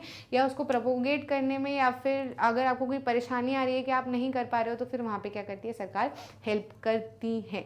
ठीक है, हाँ इतना समझ में आया। बस ये जो है हमारा सेक्युलरिज्म जो है यहाँ पे आके ख़त्म हो जाता है और हमारा चैप्टर हम देखें तो ये भी क्या है, हाँ थोड़ा सा और पॉइंट है, इसको भी हम समझ लेते हैं. The constitution plays a crucial role in laying out the ideals that we would like all citizens of the country to adhere to, including the representative that we elect to rule us. Just like in the game of football, a change of constitutive rules will affect the game. Indian constitution has been amended over the years to reflect new concerns of the policy. ठीक है, constitution ऐसा नहीं है शुरुआत में जब बना था सारी चीज़ों को ध्यान में रख के बना था, लेकिन जब समय के साथ साथ बदलाव आता है, समय के साथ साथ चीज़ें परिवर्तित होती है, तो हमने थोड़ा थोड़ा कॉन्स्टिट्यूशन में भी चेंजेस लाया है कि भैया वो चीज़ तब चल रही थी लेकिन अब नहीं चल रही, अब के हिसाब से नहीं चल रही, तो फिर हम क्या करते हैं, उसको अमेंड कर देते हैं. हम नहीं कर देते, हम जो इलेक्टेड रिप्रेजेंटेटिव्स वहाँ पे बिठाए हैं वो लोग क्या कर सकते हैं, उसको अमेंड जो है वो कर सकते हैं आपसी सहमति से. ठीक है, तो हमने बहुत सारी चीज़ें जो है वो चेंज की है. इतना समझ में आया? आई होप चैप्टर जो है वो आपको बहुत अच्छे से क्लियर हो गया होगा. मैंने शुरुआत से सारी चीज़ें क्लियर की, किस तरीके से why do we need a constitution, constitution क्या होता है, कौन कौन से की फीचर्स होते हैं, इंडिया की कहानी, नेपाल की कहानी, हर एक एग्जाम्पल के साथ में मैंने आपको अच्छे से बताने की कोशिश की है और पूरा ओवरव्यू जो है हमने चैप्टर का अच्छे से ले लिया. आशा करती हूँ कि आपने नोट्स जो है वो रनिंग नोट्स साथ साथ में बनाए होंगे. ठीक है, नहीं भी बनाए होंगे तो फिर हम कुछ इलाज निकालेंगे, लेकिन एक जो है वो दिमाग अच्छे से लगा रहता है अगर आप साथ साथ में रनिंग नोट्स बनाते हैं तो. ठीक है, उसके बाद में अगर आपको कोई भी परेशानी आती है एक्सेसिबिलिटी को लेकर तो हमारी वेबसाइट है magnetbrains.com. आप वहाँ पर फ्री ऑफ कॉस्ट, वहाँ पे कुछ भी कॉस्टिंग नहीं है, किसी भी चीज़ की कोई पैकेज नहीं लेना, कोई सब्सक्रिप्शन नहीं लेना. आप वहाँ पर जाइए और इस तरीके से जो है आपको 10वीं 12वीं 11वीं 1 2 3 से NTSC तक की जो है वो सारी क्लासेस जो है वो अवेलेबल फ्री ऑफ कॉस्ट है. अगर मान लीजिए कि आपको NTSC के लेक्चर्स नहीं मिल पा रहे हैं या फिर इन क्लासेस में से किसी के लेक्चर नहीं मिल पा रहे हैं तो आप डायरेक्टली वेबसाइट पर जाकर यहाँ पर क्लिक कर सकते हैं. जैसे कि मान लो आपको NTSC के लेक्चर चाहिए, NTSC के लेक्चर पे क्लिक किया तो इस तरीके से जो है आपको सारे आ जाएंगे. अगर आपको मेरे वीडियोस पे जाना है तो बिल्कुल जाइएगा ज़रूर. और सारे टीचर्स के भी यहाँ पर लेक्चर्स हैं. और अगर आप देखना चाहते हो टर्म 1 एग्जाम से रिलेटेड, NCERT एग्जाम्पलर से related, 1 shot revision, extra learning, मतलब 1 2 3 के साथ में भी ये सारी चीज़ें भी जो है यहाँ पर अवेलेबल हैं. तो आप बिल्कुल वहाँ पर जाइएगा और देखिएगा. सब कुछ जो है वो बहुत फ्री ऑफ कॉस्ट है, आपको कुछ भी पे करने की ज़रूरत नहीं है. मेरे वीडियोज़ भी जो है वो आपको सारे अवेलेबल रहेंगे, यूट्यूब पे भी अवेलेबल रहेंगे और वेबसाइट पे भी अवेलेबल रहेंगे. ठीक है, इस तरीके से जो है आप वीडियोस देख सकते हो. अगर आपको सिलेबस ओवरव्यू लेना है, एग्रीकल्चर वाला चैप्टर लेना है तो इसके पहले हमने उसको अच्छे से कवर कर लिया है. ठीक है, उसके बाद में NTSC का ये जो मेगा लॉन्च हुआ है जिसमें हम NTSC का कोर्स लेके आए हैं, तो ये क्या है, आपके लिए फ्री ऑफ कॉस्ट है. और ये हर दिन नहीं फ्राइडे, सैटरडे और संडे, मतलब वीकेंड्स पे जो है हम आपके लिए क्या करेंगे, वीडियोस लेकर आना हमने शुरू कर दिया है. ठीक है, तो 10 बजे आपको मिलेगी साइंस की, 1 बजे आपको मिलेगी मैथ्स की और 4 बजे आपको मिलेगी NTSC मैथ वाला जो हिस्सा है वो, और 7 बजे आपको मिलेगा सोशल साइंस वाला मेरा पार्ट. ठीक है, तो बिल्कुल स्टे ट्यून रहेगा, एक भी लेक्चर मिस नहीं कीजिएगा. जैसे कि आप क्लास में रहते हैं कि भैया इतने बजे से मेरा स्कूल है, मुझे जाना ही है, इतने बजे पहुँचना ही है, वैसे ही आपको अपने घर पे मम्मी पापा को बता देना है कि नहीं भैया हमारी NTSC की क्लासेस है और हमें जाना है, अवेलेबल रहना है. अगर किसी कारणवश नहीं रह पाते तो फिर हमारी वेबसाइट है ही सही, वहाँ पे जाके आप उसको अच्छे से एक्सेस कर सकते हो, लेकिन जब भी करो मन लगा के करना. ठीक है, इतना समझ में आया. और जो है हमारे सारे जो ये कोर्सेज हैं बिल्कुल फ्री ऑफ कॉस्ट है, कोई पैसा लेना देना नहीं है. स्टेज 1 स्टेज 2 मैथ सेट सारे सिलेबस जो है हमने आपको दिखा दिए हैं. ओवरव्यू वीडियोस हमारे ऑलरेडी निकल चुके हैं और सब्जेक्ट रिलेटेड, चैप्टर रिलेटेड जो वीडियोस हैं वो भी आने लगे हैं. ठीक है, तो आप बिल्कुल देखिएगा. अच्छा लगा तो लाइक ज़रूर कीजिएगा, बहुत मेहनत लगती है. उसके बाद में अगर आपको आपके कोई छोटे भाई बहन है, अगर आप गलती से इस वीडियो पे आ गए हो और कोई छोटे भाई बहन है, आपको लगता है कि उनको NTSC प्रिपेयर करना चाहिए या फिर इंडियन कॉन्स्टिट्यूशन वाला चैप्टर पसंद आएगा, तो बिल्कुल आप उनको शेयर कीजिएगा और सब्सक्राइब कीजिएगा ताकि आप कोई भी नोटिफिकेशन मिस ना करें. ठीक है, अभी तक के लिए इतना ही. मिलते हैं अगले चैप्टर में.